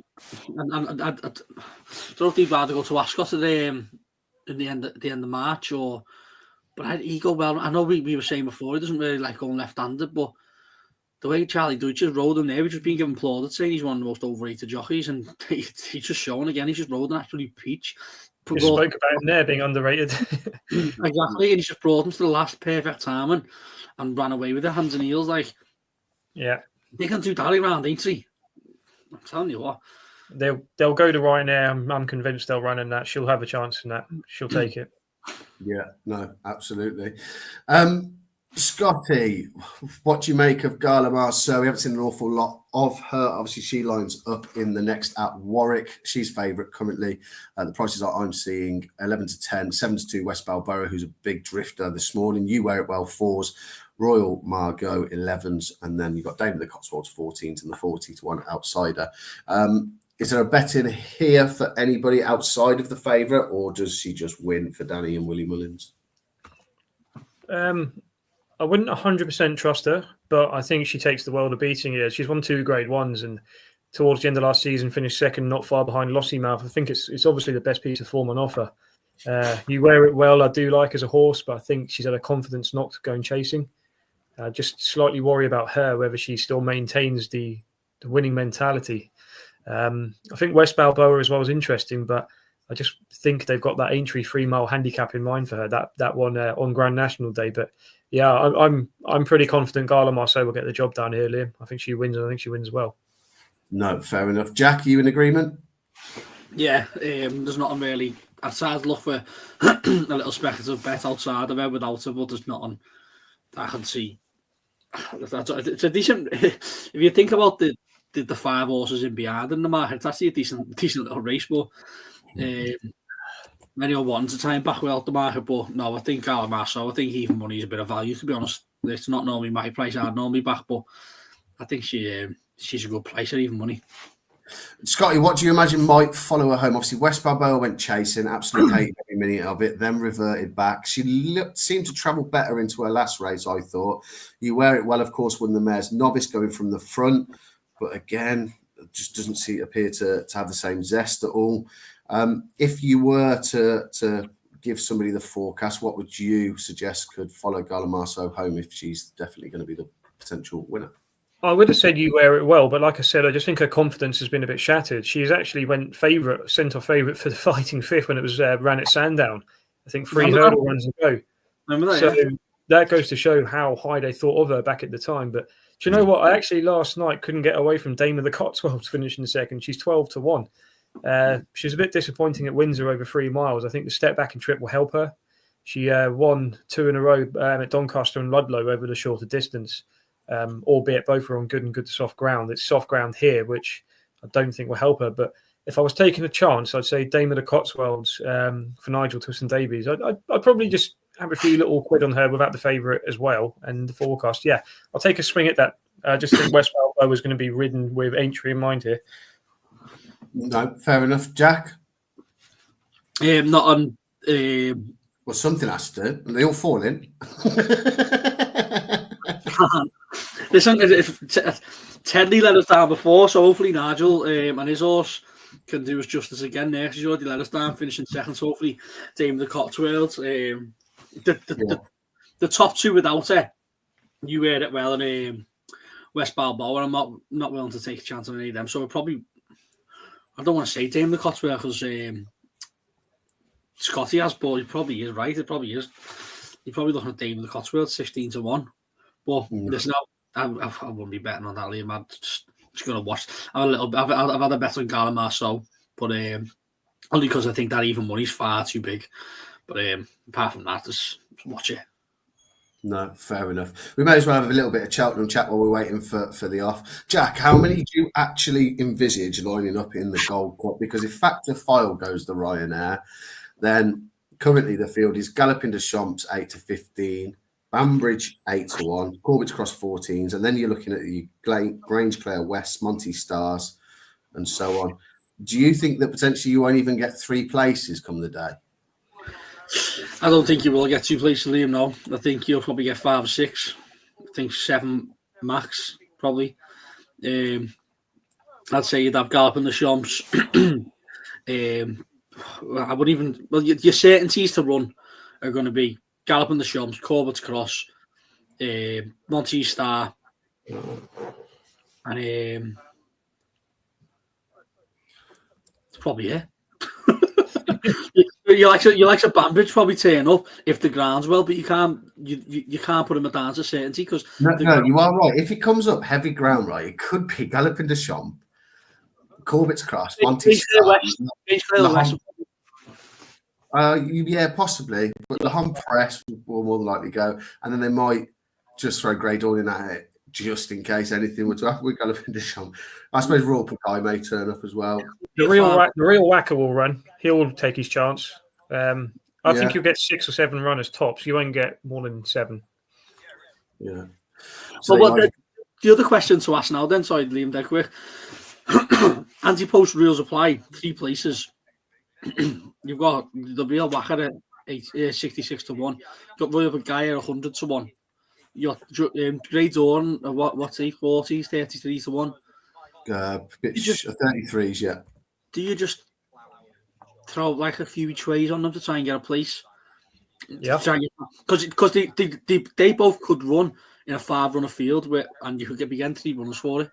3 places for it. So yeah, just got to get around. Remember years ago in the Turners when Gallopin fell? I think about 2 weeks before the race, El Barra and Bustleton both ran in the 4-runner race, and I El Barra each way at 100-1 to place. He came second, or I think he finished second. So I mean, you're getting 20-1 just for the place. Yeah. So, Yeah. I done that. It was like 2 weeks before the race, weren't it? I backed them both, Bustleton and El Barra. You scumbag! You're like 150-1. You're like this fucking 3 players. Right, they must be close to the off, if not off already.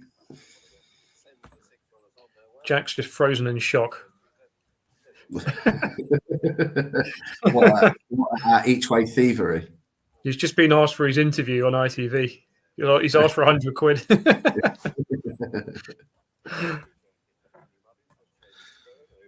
West Balboa line back up for Aintree, you reckon, Scotty? Yeah, the 3-mile race, I think she's won it and finished 3rd.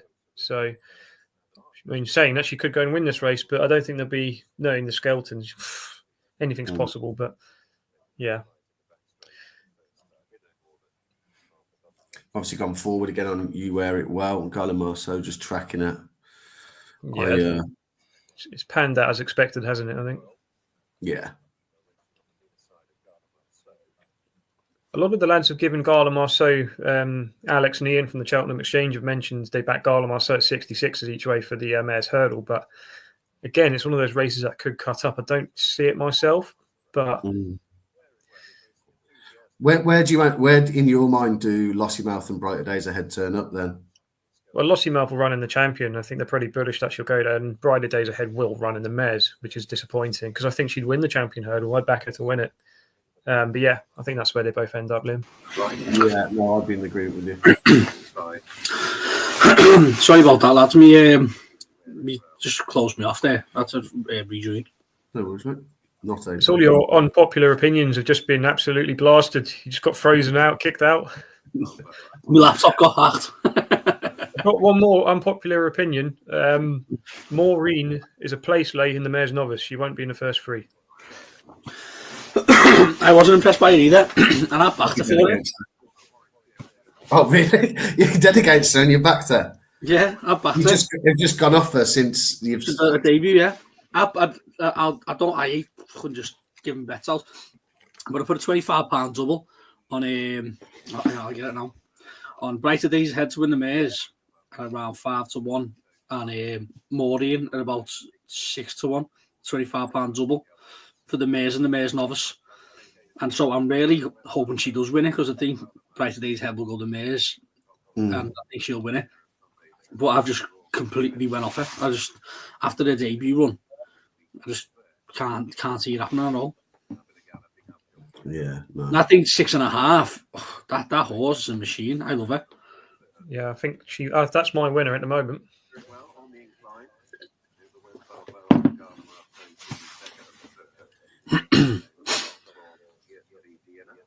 Garamasa was another one last year that I was pretty sweet on her to run a race in the Mares, and she folded twice, didn't she?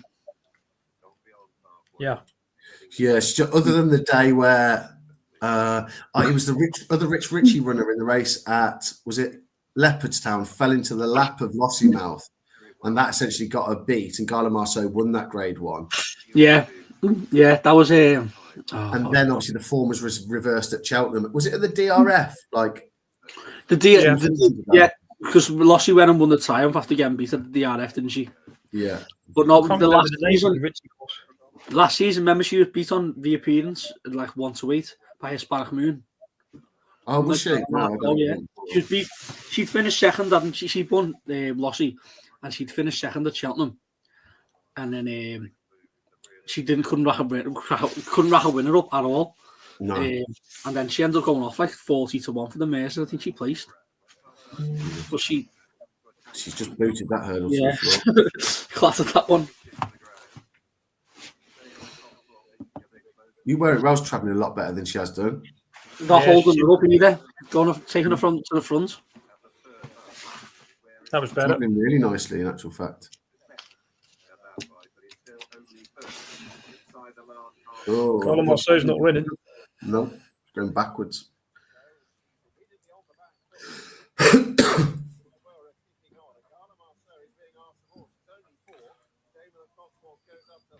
Now we'll see if West Balboa wants to win.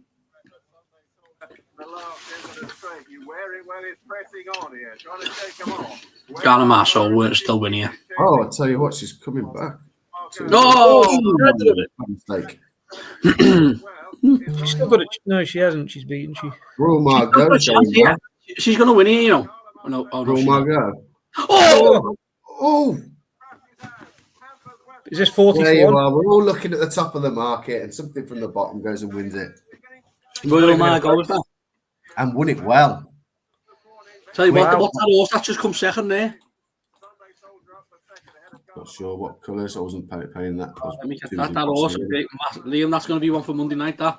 Well, is it Sunday Soldier, green and white? Yeah, Sunday Soldier. Sent off at 80s. Gavin Sheehan, look at him. It's fucking fuming.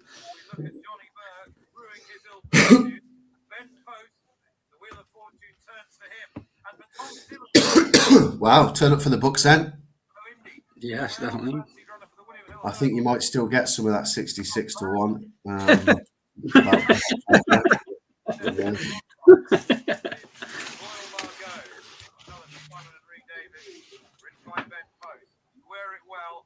Oh. Yeah, she just seemed to clip the top, didn't she? Came down. at the last. Everything has been right up to that point. Royal Margot was looming. She was staying on. It wasn't game over. Yeah, she definitely rallied again, didn't she? Yeah. It's on a plate. This is a mare who...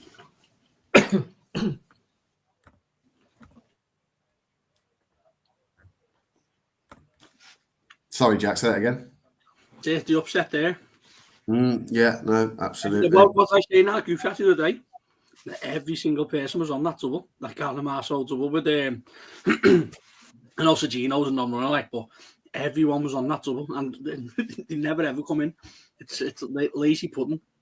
Denise probably boosted it. The game spirit, obviously, we mentioned Sir Gino earlier. So it is a shame that he's not turning up here. Scotty, obviously, we got Matata, Edward Stone, JPR1, Liberty Hunter, and Master Chewy. Obviously, a few of these opposed Gaelic Warrior in the Arkle last season. Edward Stone was a real good winner of this last year. Have you got a big fancy in this race? You may have mentioned earlier during your best bet segment, but may as well cover it again if you have got a strong opinion. Yeah, Matata is one of my stronger fancies of the day, Liam. Like I said, I think he was impressive at Windsor. I think he was against some horses there that are proper handicappers, but I think he was impressive. He's obviously won at Cheltenham, a nice handicap earlier in the season. Just thought the race was set up for him here. He would make his own running, so he's going to set his own race up. Edward Stone, I think when he won the race, I think it was last year he won this race. He made his own running. He won't get it as easy this time. I just think the ground is slightly against JPR1. It'd be more in Liberty Hunter's favour, but yeah, I think Matata takes all the beating here, and JJ Slevin, obviously good pilot now, got the Manir and Suede job. I'd expect him to go here and make the running.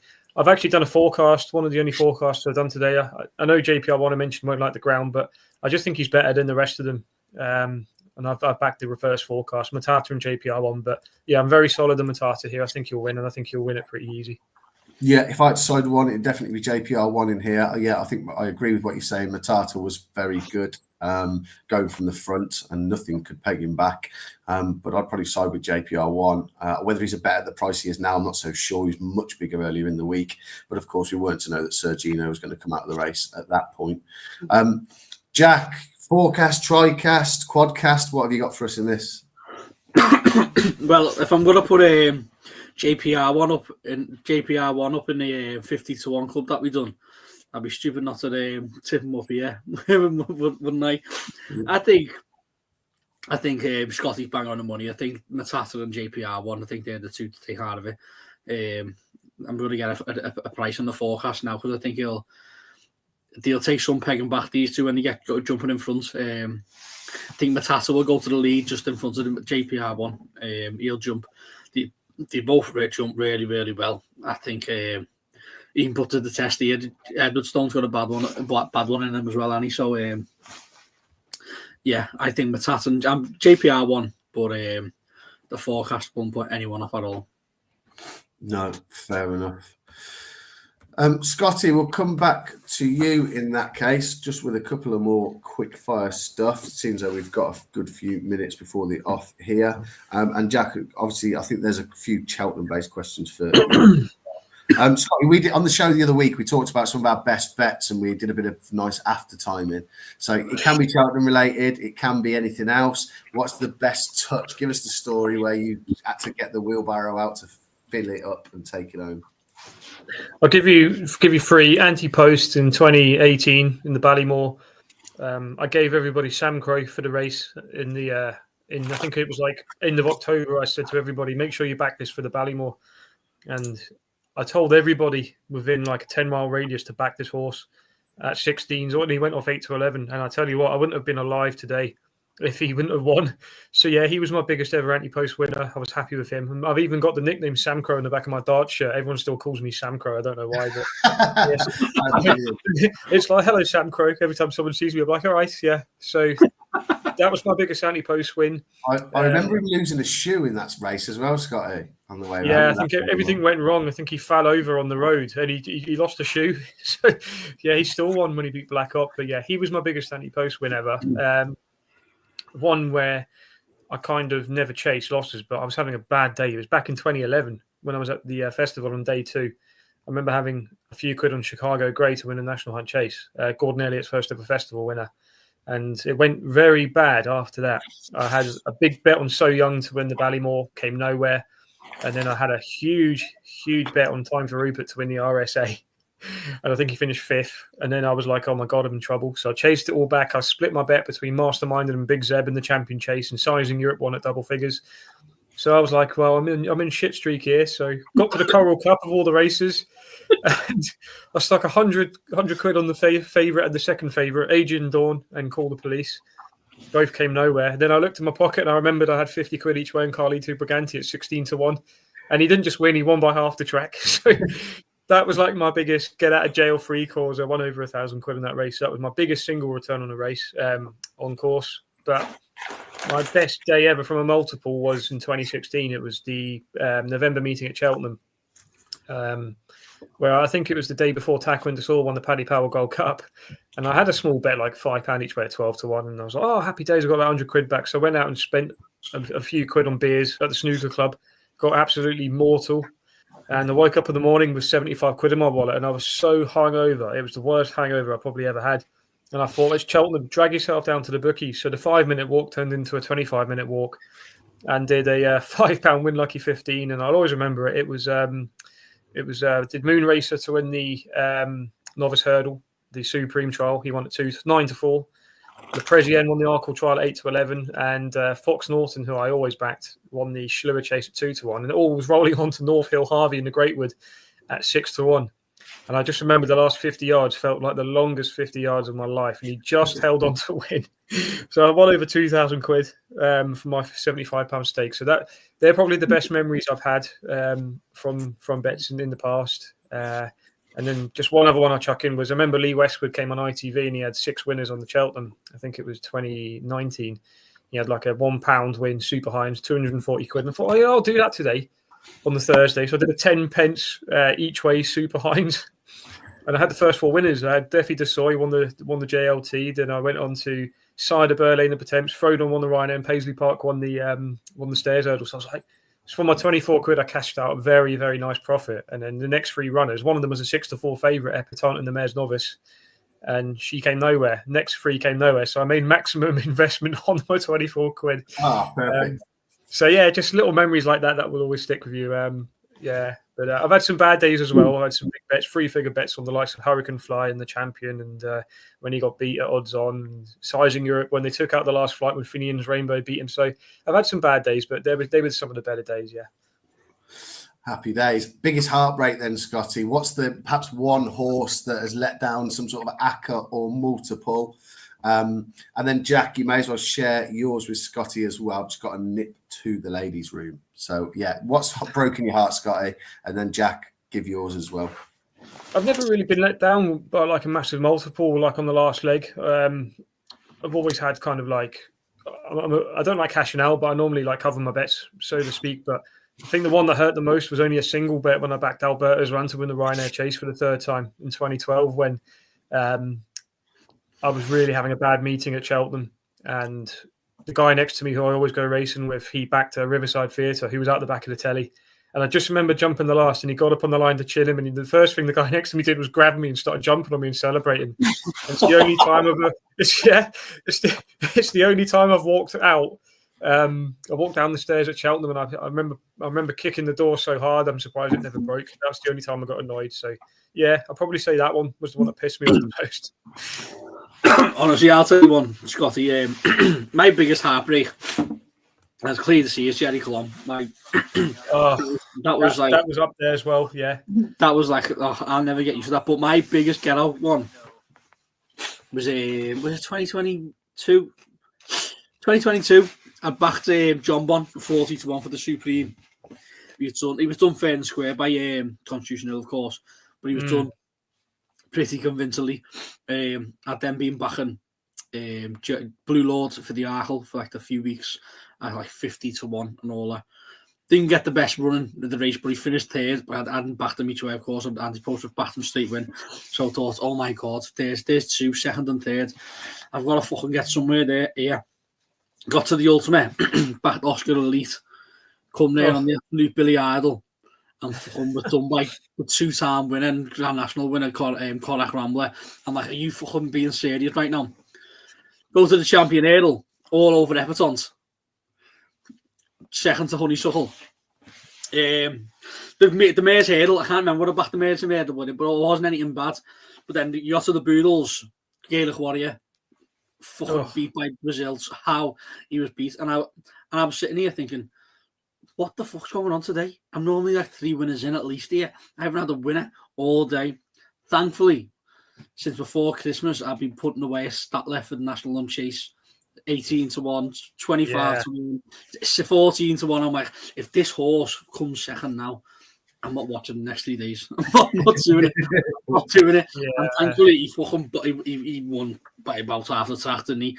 And honestly, that feeling, when you've nothing's went your way. Of course, John Bon was won easily by Constitutional, but when not you come second and third, you're like, that feeling him coming to the last defence. I'm like, he's going to fall here. I just know he's going to fall. I just know he's going to fall. My luck today. And thankfully, he got over.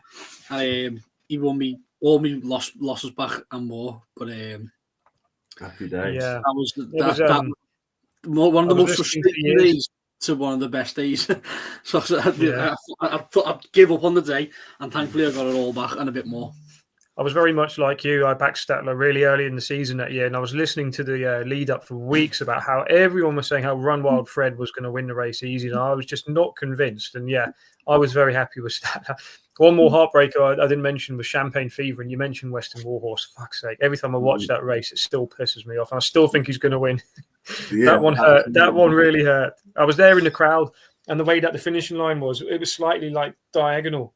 And I celebrated. I was like jumping up on all the lads around me. We were all celebrating until they showed the replay, and my heart sank. So you even thought he had won when they passed the line? Yeah. Jesus. Lee has suggested that he fancies Beat the Bat. Tom, if you're still with us, let us know what you fancy. There's £20 with your name on it, given that you gave the selection that came closest and no one had the winner. So tell us what you fancy in the Betfair Hurdle, William Hill Hurdle, and we'll get you on that selection on the exchange win only.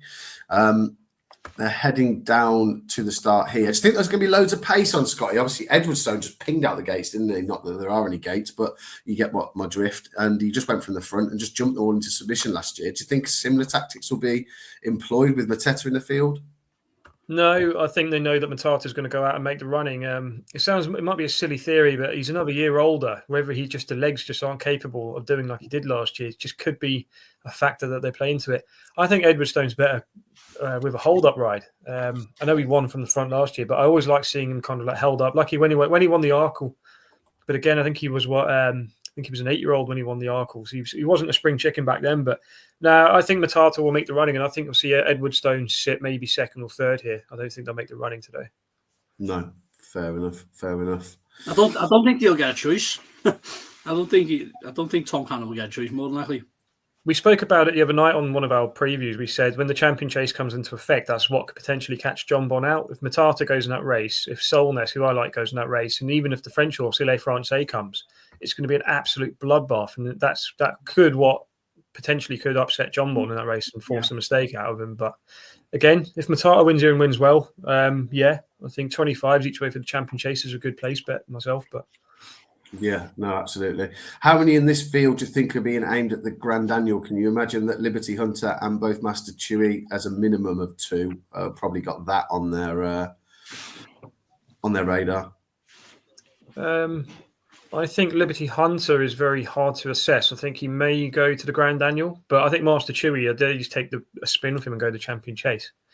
Out of all of them, I think they'll all run in the Champion Chase, but maybe Liberty Hunter will go to the Grand Annual again. Maybe off a bigger weight. All right, fair enough. Tom King, William Rufus. I know you'd like him each way, but sorry, buddy, we're playing exchange only. So you'll get a nicer price in the win-only market, but I'll get you 20 quid on that for you. And after this race, I will let you know what that returns. And best of luck. Chris Gordon in good form this time of year. The funny thing is, I'm playing the other pair that he's got. So no doubt you'll have a winner on your hands, mate. Yeah, you were right, Scotty. He's obviously just settled in behind. And JPR won, Brendan Powell, just not holding him up, but they're just allowing Matata just go clear. Yeah, I think you have to, aren't you? You're just going to cut your own throat if you try and go with him. Oh, he landed steep there. I mean, I'm not predicting. I think the race is over. I don't think they're catching from here. They're giving him too much rope already. I can't see anything on the soft ground coming from the back. JPR1 won't like it. There you are. So if you like playing him running, house on. What else is he in running? In running, he is 4 to 5. Yeah, 1.97, just under even money.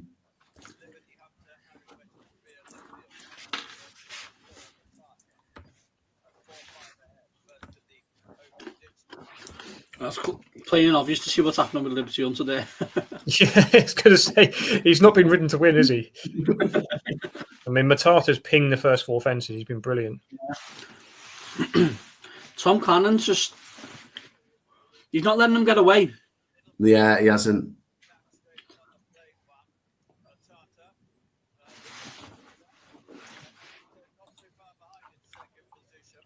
JJ Slevin on Matata this year.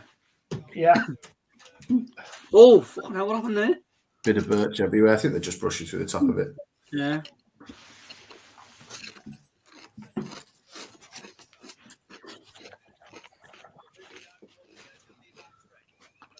He's got in. I'm being a bit. Picky. He's slightly tight, hasn't he? A few of them. Yeah, you're right, Liam. He's.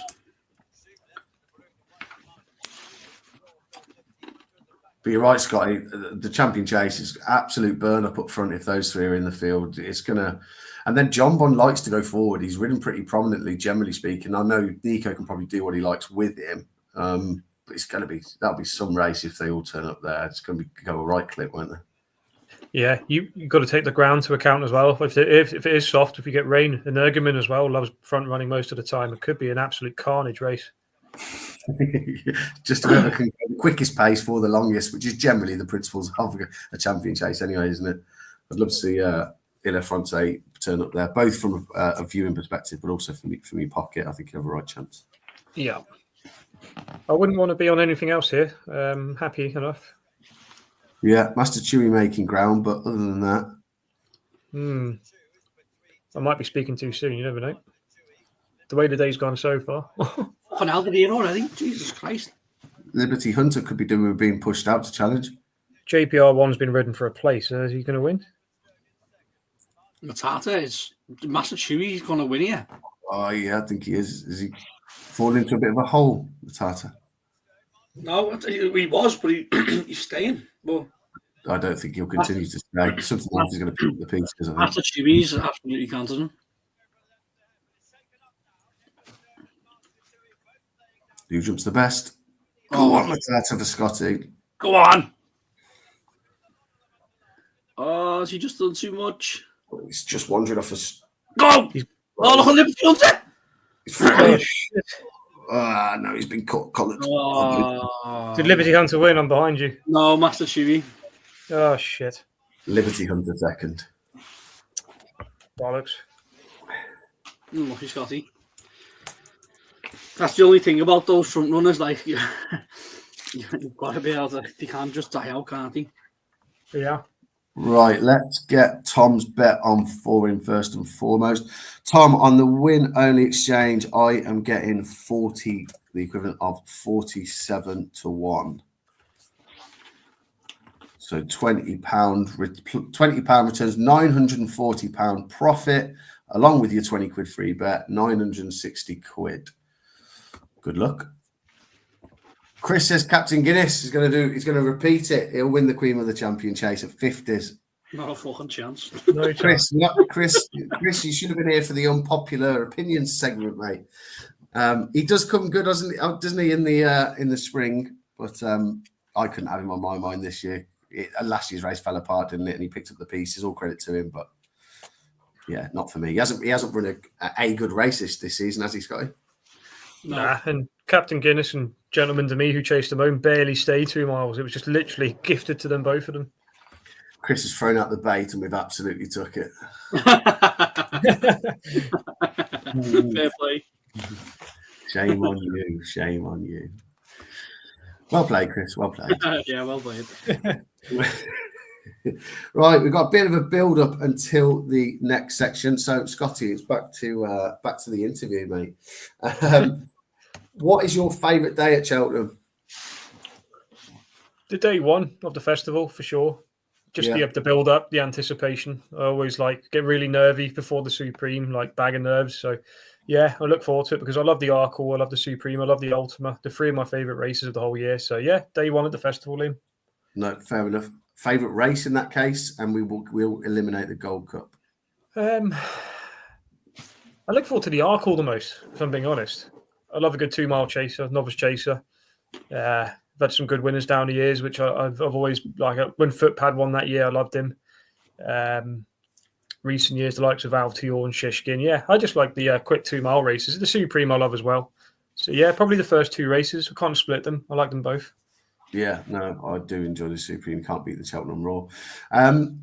Do you have a preference in betting? So more from a punting perspective, do you have a preference for a horse's running style? Do you take into consideration that you just prefer to back front runners, or you prefer horses being held up, or do you just analyse every race as it comes, or do you have a slight imbalance in terms of preference?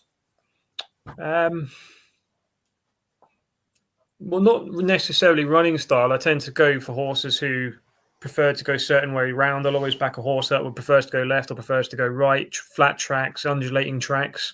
Like there, I fancied Matata to win because I didn't think anything would potentially be good enough to beat him. I was disappointed there, I'm not going to lie. When it comes into like tactics, things like galloping the other day, front runner at Leopardstown, never been beaten.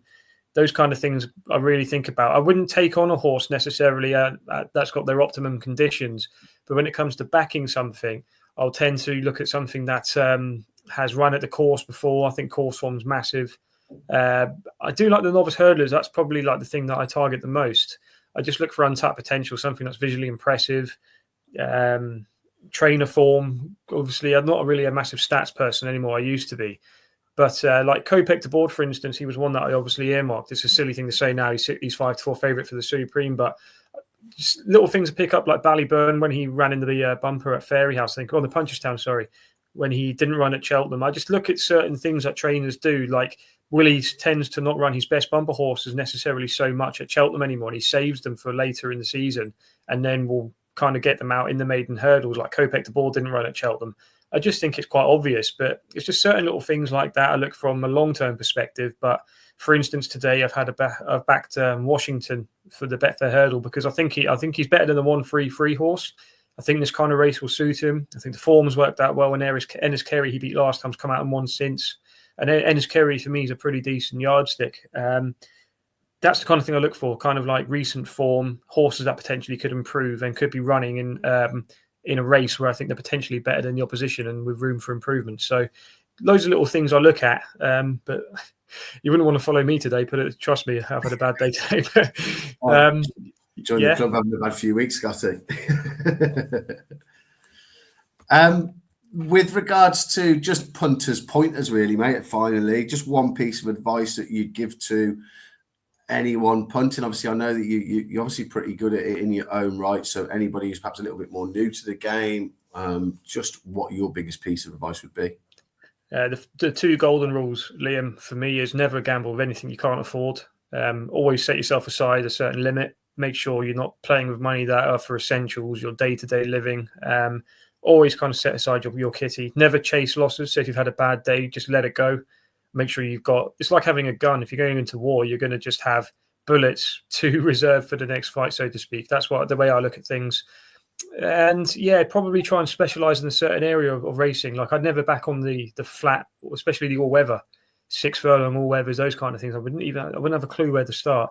Just don't have a bet for the sake of it. Whereas I think like away from racing, I'm very knowledgeable with darts. The professional darts circuit. I think you got a lot of value in things like the handicap markets with darts. Whereas I think, like I said, the novice hurdles in the horse racing has been my most successful discipline in the last few seasons. So probably try and set yourself and say, look, I'm going to target the novice hurdles this year, or maybe I'm going to do the handicap staying chasers this year. Just if you think you've got a good handle on it, don't necessarily have a bet in every single race either. That's a bad thing. Just sit back and enjoy and really pick your spots and just have discipline. That's why I say discipline's key when it comes to being successful. Yeah, no, I completely agree. Well, thanks for doing that, mate, and sharing a few stories and whatnot. Jack, we've got a good few runners to get through for the keep wanting to call it the Betfair Hurdle, William Hill Hurdle, the 335 at Newbury. So you may as well start at the top of the market. Give us your view on Secret Squirrel. We'll take the pair of them, Secret Squirrel and Joyeuse. Obviously, a pretty distinctive looking horse. Secret Squirrel was a winner last time out. And Joyeuse, I thought she probably wants further in time, given the performance at Cheltenham. I know you were on that day. What do you make of those pair? Would you have either of them on your mind for this? Listen, I've got to try and look at the bottom of the market. Secret Squirrel. I think that the £5 rise for his win at Ascot is pretty lenient. To be fair, the way he won that day was quite impressively, to be honest. He was obviously beat by Fiercely Proud, but he fell at Ascot. But I don't know, Matt. I reckon Secret Squirrel. Only because I hate to say it, it's because Sean Bowen's on and not Nico de Boinville. That's the only reason why. I think if you're going to decide with one at the top of the market, it'd be him. Yeah, because Nico rode Secret Squirrel last day at Eidoch at Ascot. Sorry, when he sorry, not at Ascot at Windsor when he won, and I think the £5 rise for that was very lenient. Obviously, he fell at Ascot when. Still holding all chances when Fiercely Proud won. David Bass was on that day. I think the amount of Sean Bowen now, I think he could take some stopping here. He fits all the trends. He's off 131. I do like Joyeuse. Listen, Joyeuse should have won at Cheltenham in mid-December. How she never won, I don't know. Well, I do know, but I'm not going to go into it. But yeah, but. The only thing is, Secret Squirrel at the price. You're gonna back on 72 for this in a 17 runner field. Like it's a very, very competitive handicap.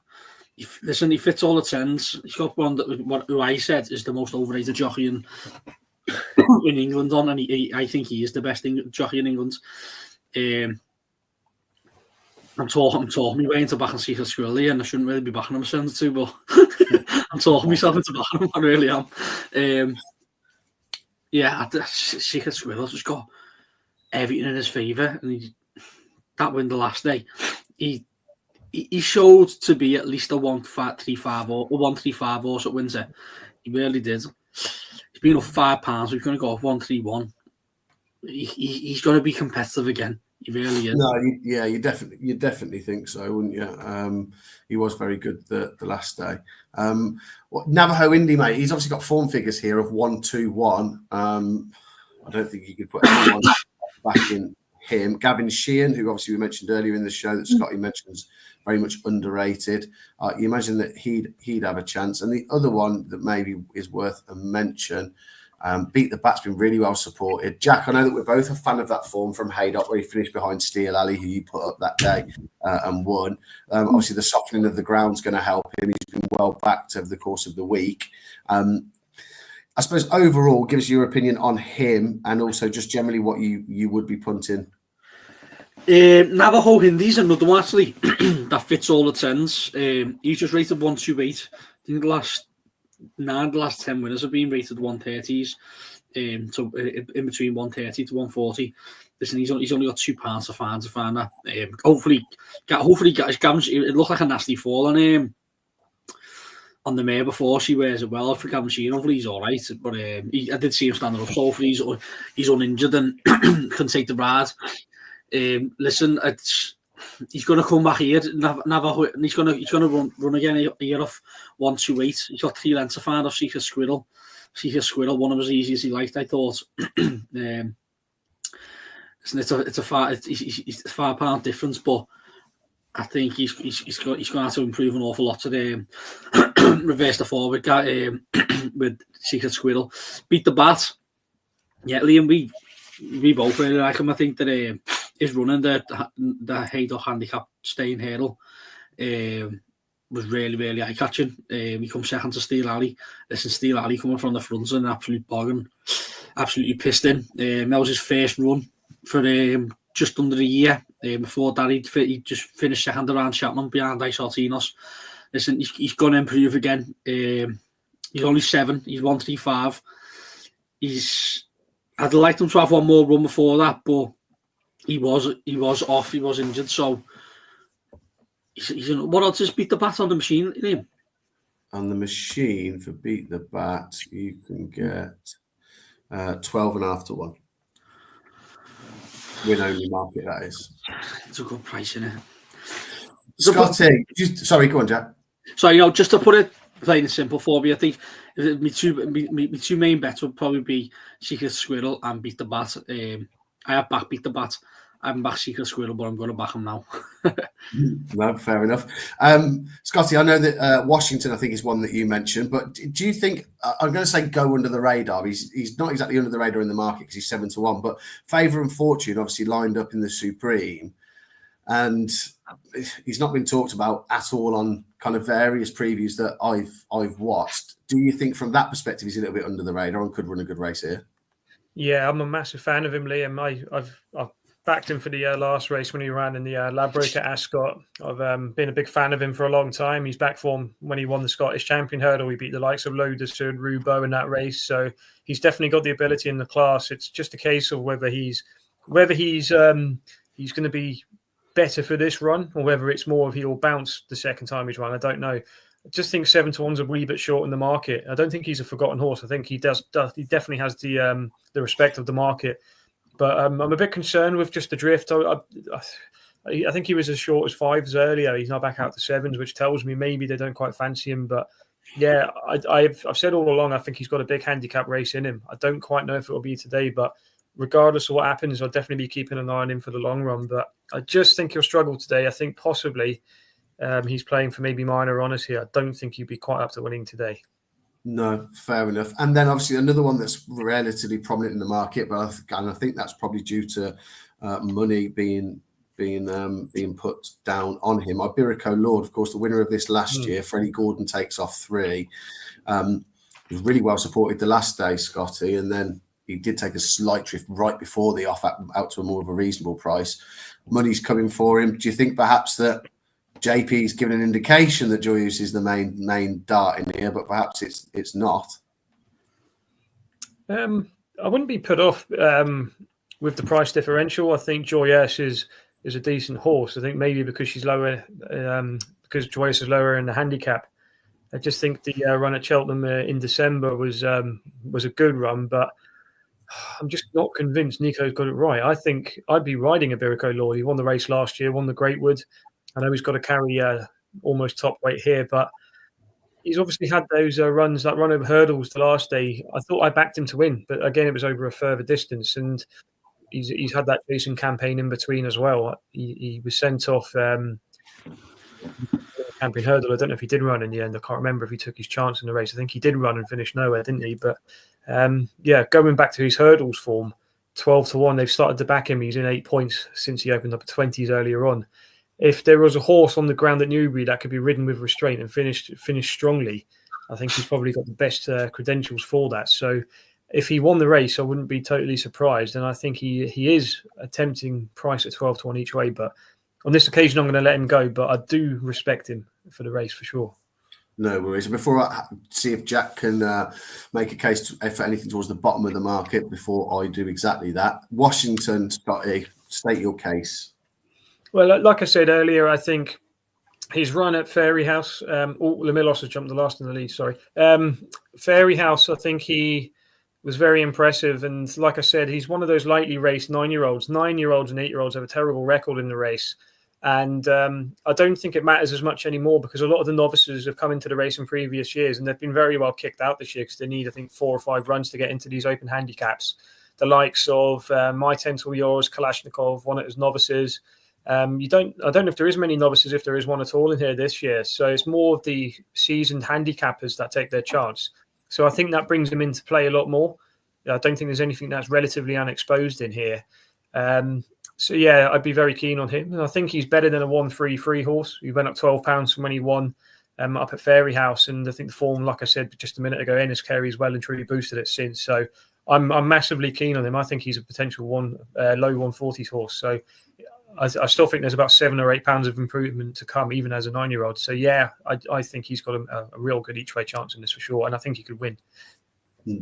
No, magic. And horses that are going over to the Durham stable seem to have a brilliant record first time up since transferring. Obviously, he has won his first 2 since joining Harry Durham, so he'll definitely have a decent chance. Nice price as well, Scotty.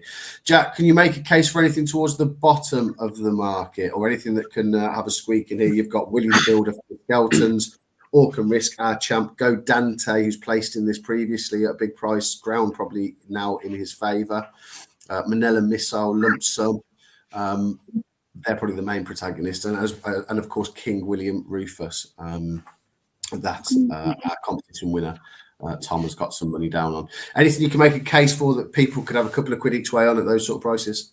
Listen, Orcan Risk obviously won this race before. He's going to come here £5 lower than when he last won it.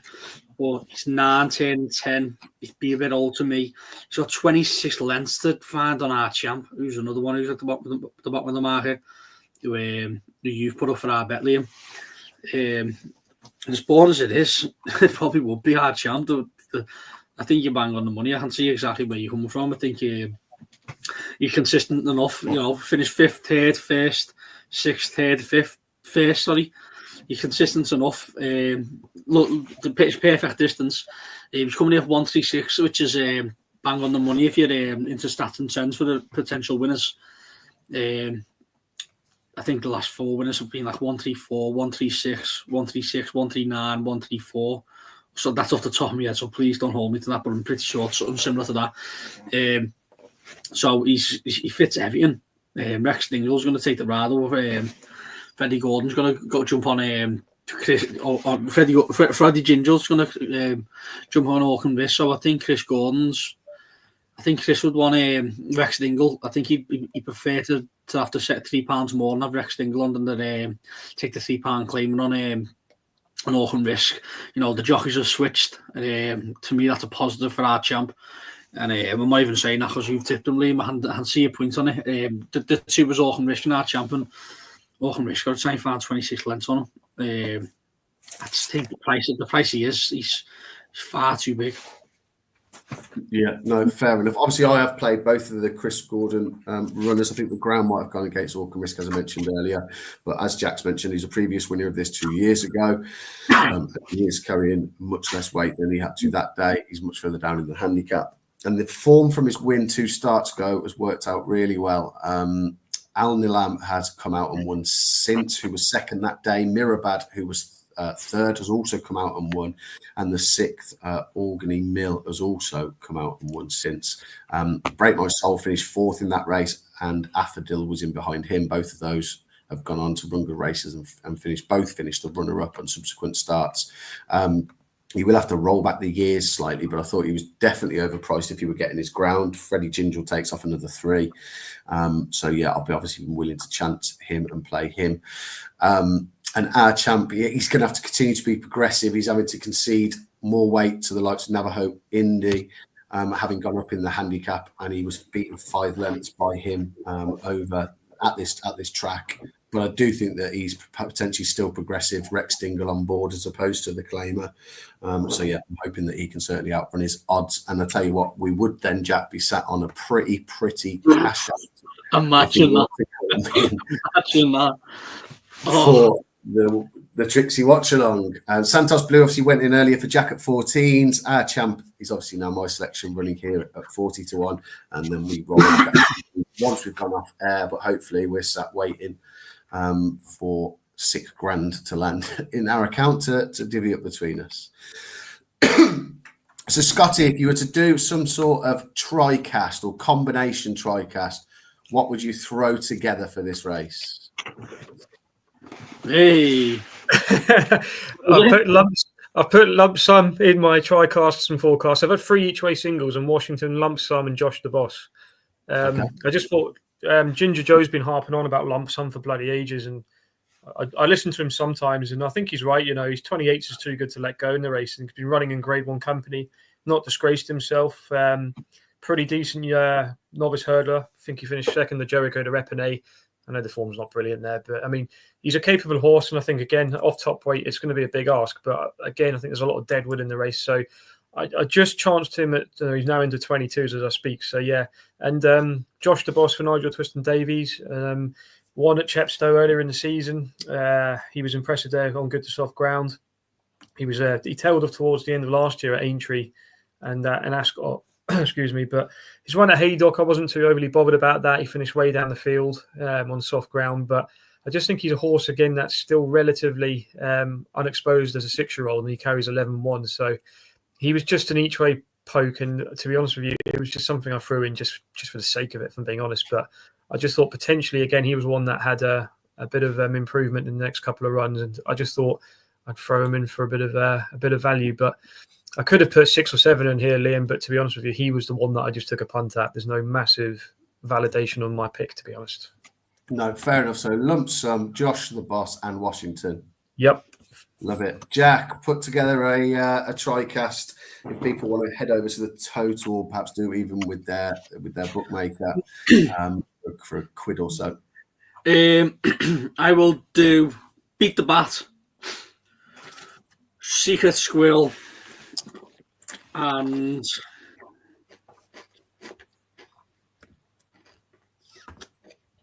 Favourite and Fortune. Favourite and Fortune. And I think the ground might have gone against Orcan Risk, which is a little bit frustrating, but it is what it is. So I'll go our champ lump sum also, and I will go with Beat the Bat. So if one of those comes in, if you fancy that, I don't know, a couple of pennies on those. I know you can play the trifectas over with the tote. You can put them all in, all those selections in, and do some sort of combination if you fancied it. But yeah, I think that any of those could hit the frame, to be honest, lads. Whilst I'm going to go quickly back if it's okay. You're talking about heartbreak stories. I forgot to mention my biggest one from last year. We're talking about tricasts and forecasts. I was going on about Twig for the Ultima for about 3 or 4 months before he ran, and I said if he gets good ground at 28, 33 to 1, he's a massive price.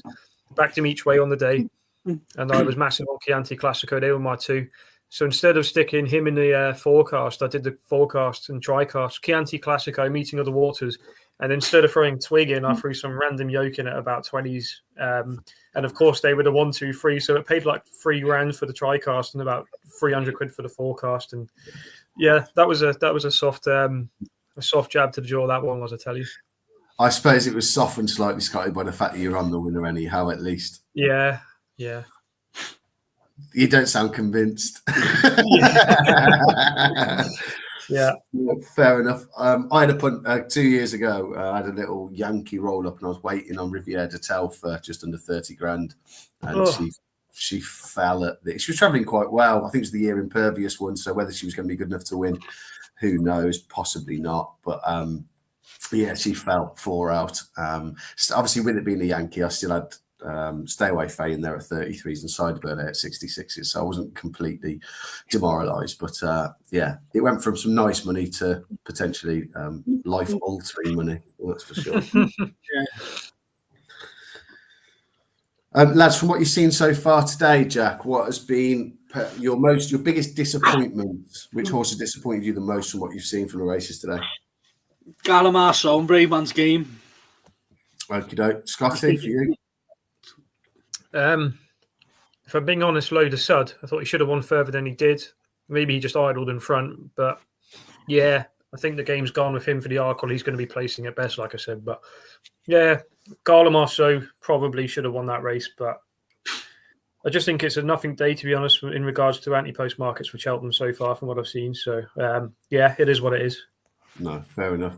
Sorry, Jack, did you want to expand on that? Garlamarso, and you said... And, I just thought if they were to try and relive the career back, they needed to win today. They really didn't. Both of them massively disappointed. So I've seen people tipping Galamaso for the Mayor's Hurdle because she was run on the weekend throughout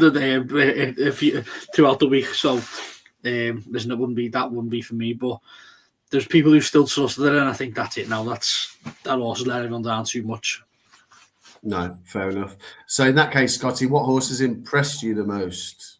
I know we've had a lot of horses, a lot of racing. It's difficult to pick one out when you're on here, but anything that caught your eye?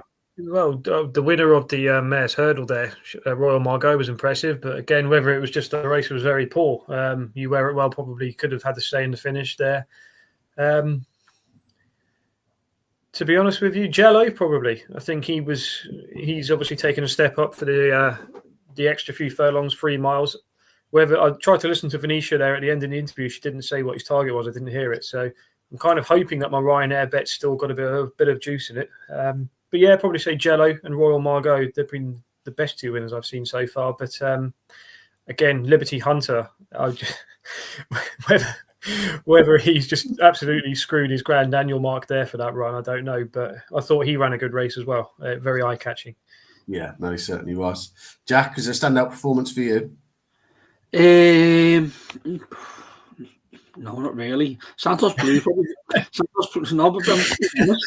No. Santos Blue probably get up to the £5. I think he'd win a kennel for 3 miles. He cherished those 3 miles, didn't he? He'll be one. He'll be one. I'll be putting up on Monday night on our show anyway. But impressively, no, Liam, there hasn't been. Low the Sub wasn't impressive. Master Chubby wasn't really impressive. That was just a poor race. I'm hoping we see someone impressive here, like. If I was being really honest, if he was mine, Low the Sud wouldn't go to Cheltenham. I'd be going to Aintree for the Maghull Novices Chase over 2 miles. I think it'd be a penalty kick for that. But they're probably going to run at Cheltenham, aren't they? But because they've got Caliph de Burley in the same bracket that I think is going to go to Aintree, so it's a bit tough for them. Yeah, no, absolutely. Just looking at the odds checker grids at the moment, there's a fair bit of money at the top of the market. Navajo, Indy, best price 6s. Secret Squirrel, the money's still coming. He's going to be as short as 10-3 in places. Favour and Fortune, there's 10s in a place. That's with Betfair, but everywhere else is a general 7s. Beat the Bat, money still coming. Iberico Lord, Sea of Blue. There is blue in every single box near enough for him. So JP's still getting on at the prices. And Go Dante at bigger prices. I mentioned the ground coming in his favour, and obviously he's got form at the track. So towards the bottom of the weights, he's probably got half a chance with James Bowen on board. Probably getting a little bit closer to the off. Scotty, between now and Cheltenham, is there a meeting or a particular race? For me, it's probably this one, which is why I mentioned it, that you look forward to most. That's kind of a little bit of a highlight, because I know obviously it starts to simmer down, doesn't it, a little bit between now and Cheltenham.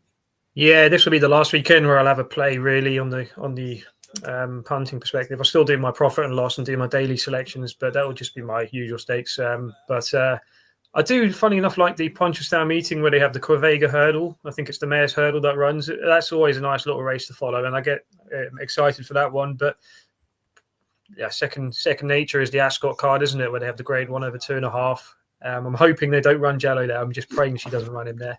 There'll probably be Pic Dory and Phlegmatic and all those horses that will turn up for that. And Pic Dory will go off odds on and win that. But yeah, probably just say keep my powder dry after this meeting and just, like I said, the Punchestown card and maybe that Ascot card. But apart from that, I'm not too bothered now. I'm going to put my feet up and just watch and just wait for Cheltenham now. No problem. I don't know if Chris Gordon's been interviewed pre-race, and he said that, I don't know, he's installed rockets in his horses, but all 3 of them are being supported on the exchange. So it was backed at 47-1 King William Rufus for Tom. He is now available at 23-1 on the exchange. Jesus Christ. And our champ was available in around 60s, 70s. He's now in the 40s, as is Orcam Risk. So maybe not all is lost. Or we're just moving markets, lads. One of the two. Or Tom is more likely. Right, then this should be a cracker, hopefully. Is it going to be a false start? No, they're off. Oh, they're off, Skeet. Push the boss straight to the front.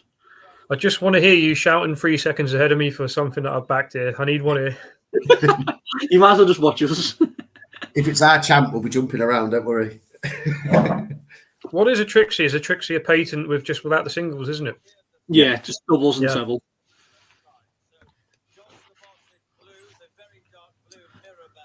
Champ on the outside there, Liam, innit?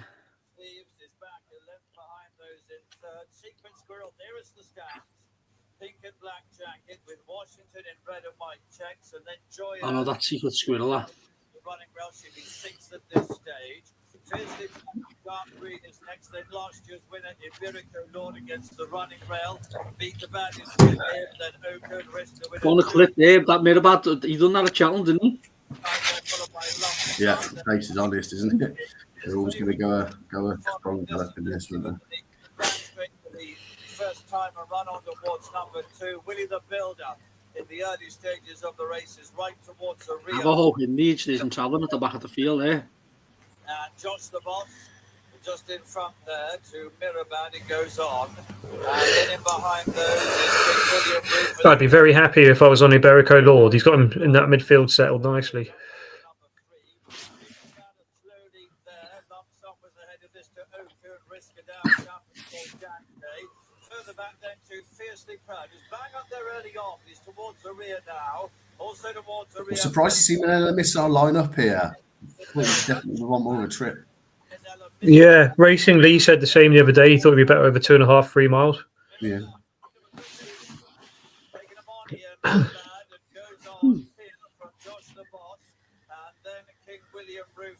Champ jumping well, Liam.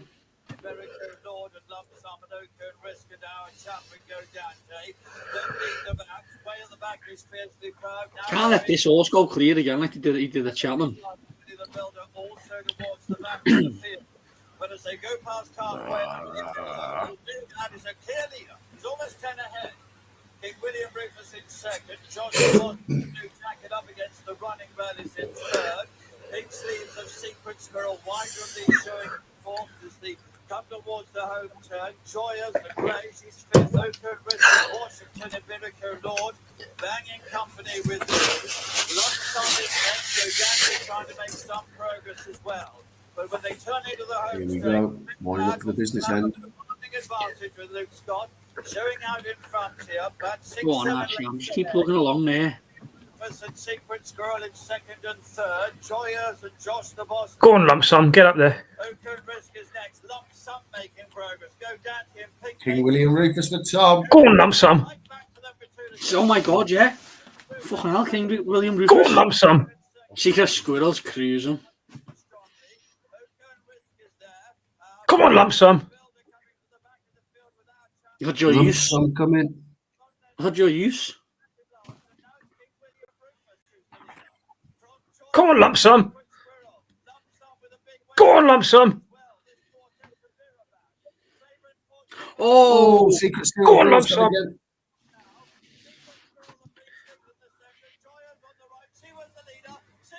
Jesus, how much has she got in hand? Jesus Christ, she's bolted up.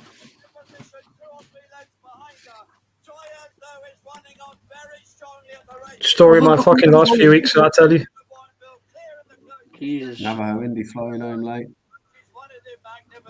Won that plenty on there, hasn't she? Jesus.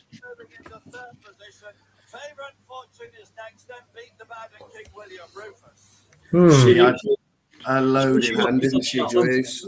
As soon as she got beat at Cheltenham there, you knew, like, she had loads in hand, but I didn't think she had that much in hand. I didn't think she was that good. She obviously is. Yeah. Yeah, evidently, yeah. Hey ho, gents, hey ho. Just a couple of other bits and pieces. Our Cheltenham Festival preview will take place on Monday, the 24th of February. That will be done either pre-recorded or live. That'll be myself, Andrew, Jack, Joe from obviously Ginger Joe, also from Oddschecker, and Gavin Lynch will be joining us to go through the 4 days in March. If you head over, if you're watching on X and give us a follow, at RTC WatchAlong, that'd be really appreciated. Of course, we'll be back on Monday for the weekend review show. How much there is to review with the view to Cheltenham, who knows? But Scotty, thanks very much for coming on, mate. I hope you've enjoyed it. We've certainly enjoyed your company. Yeah, thank you very much, guys, and had a good afternoon. So yeah, thanks again. Enjoyed it. Great stuff. And Jack, obviously, along with everyone else, will speak together again on Monday, mate.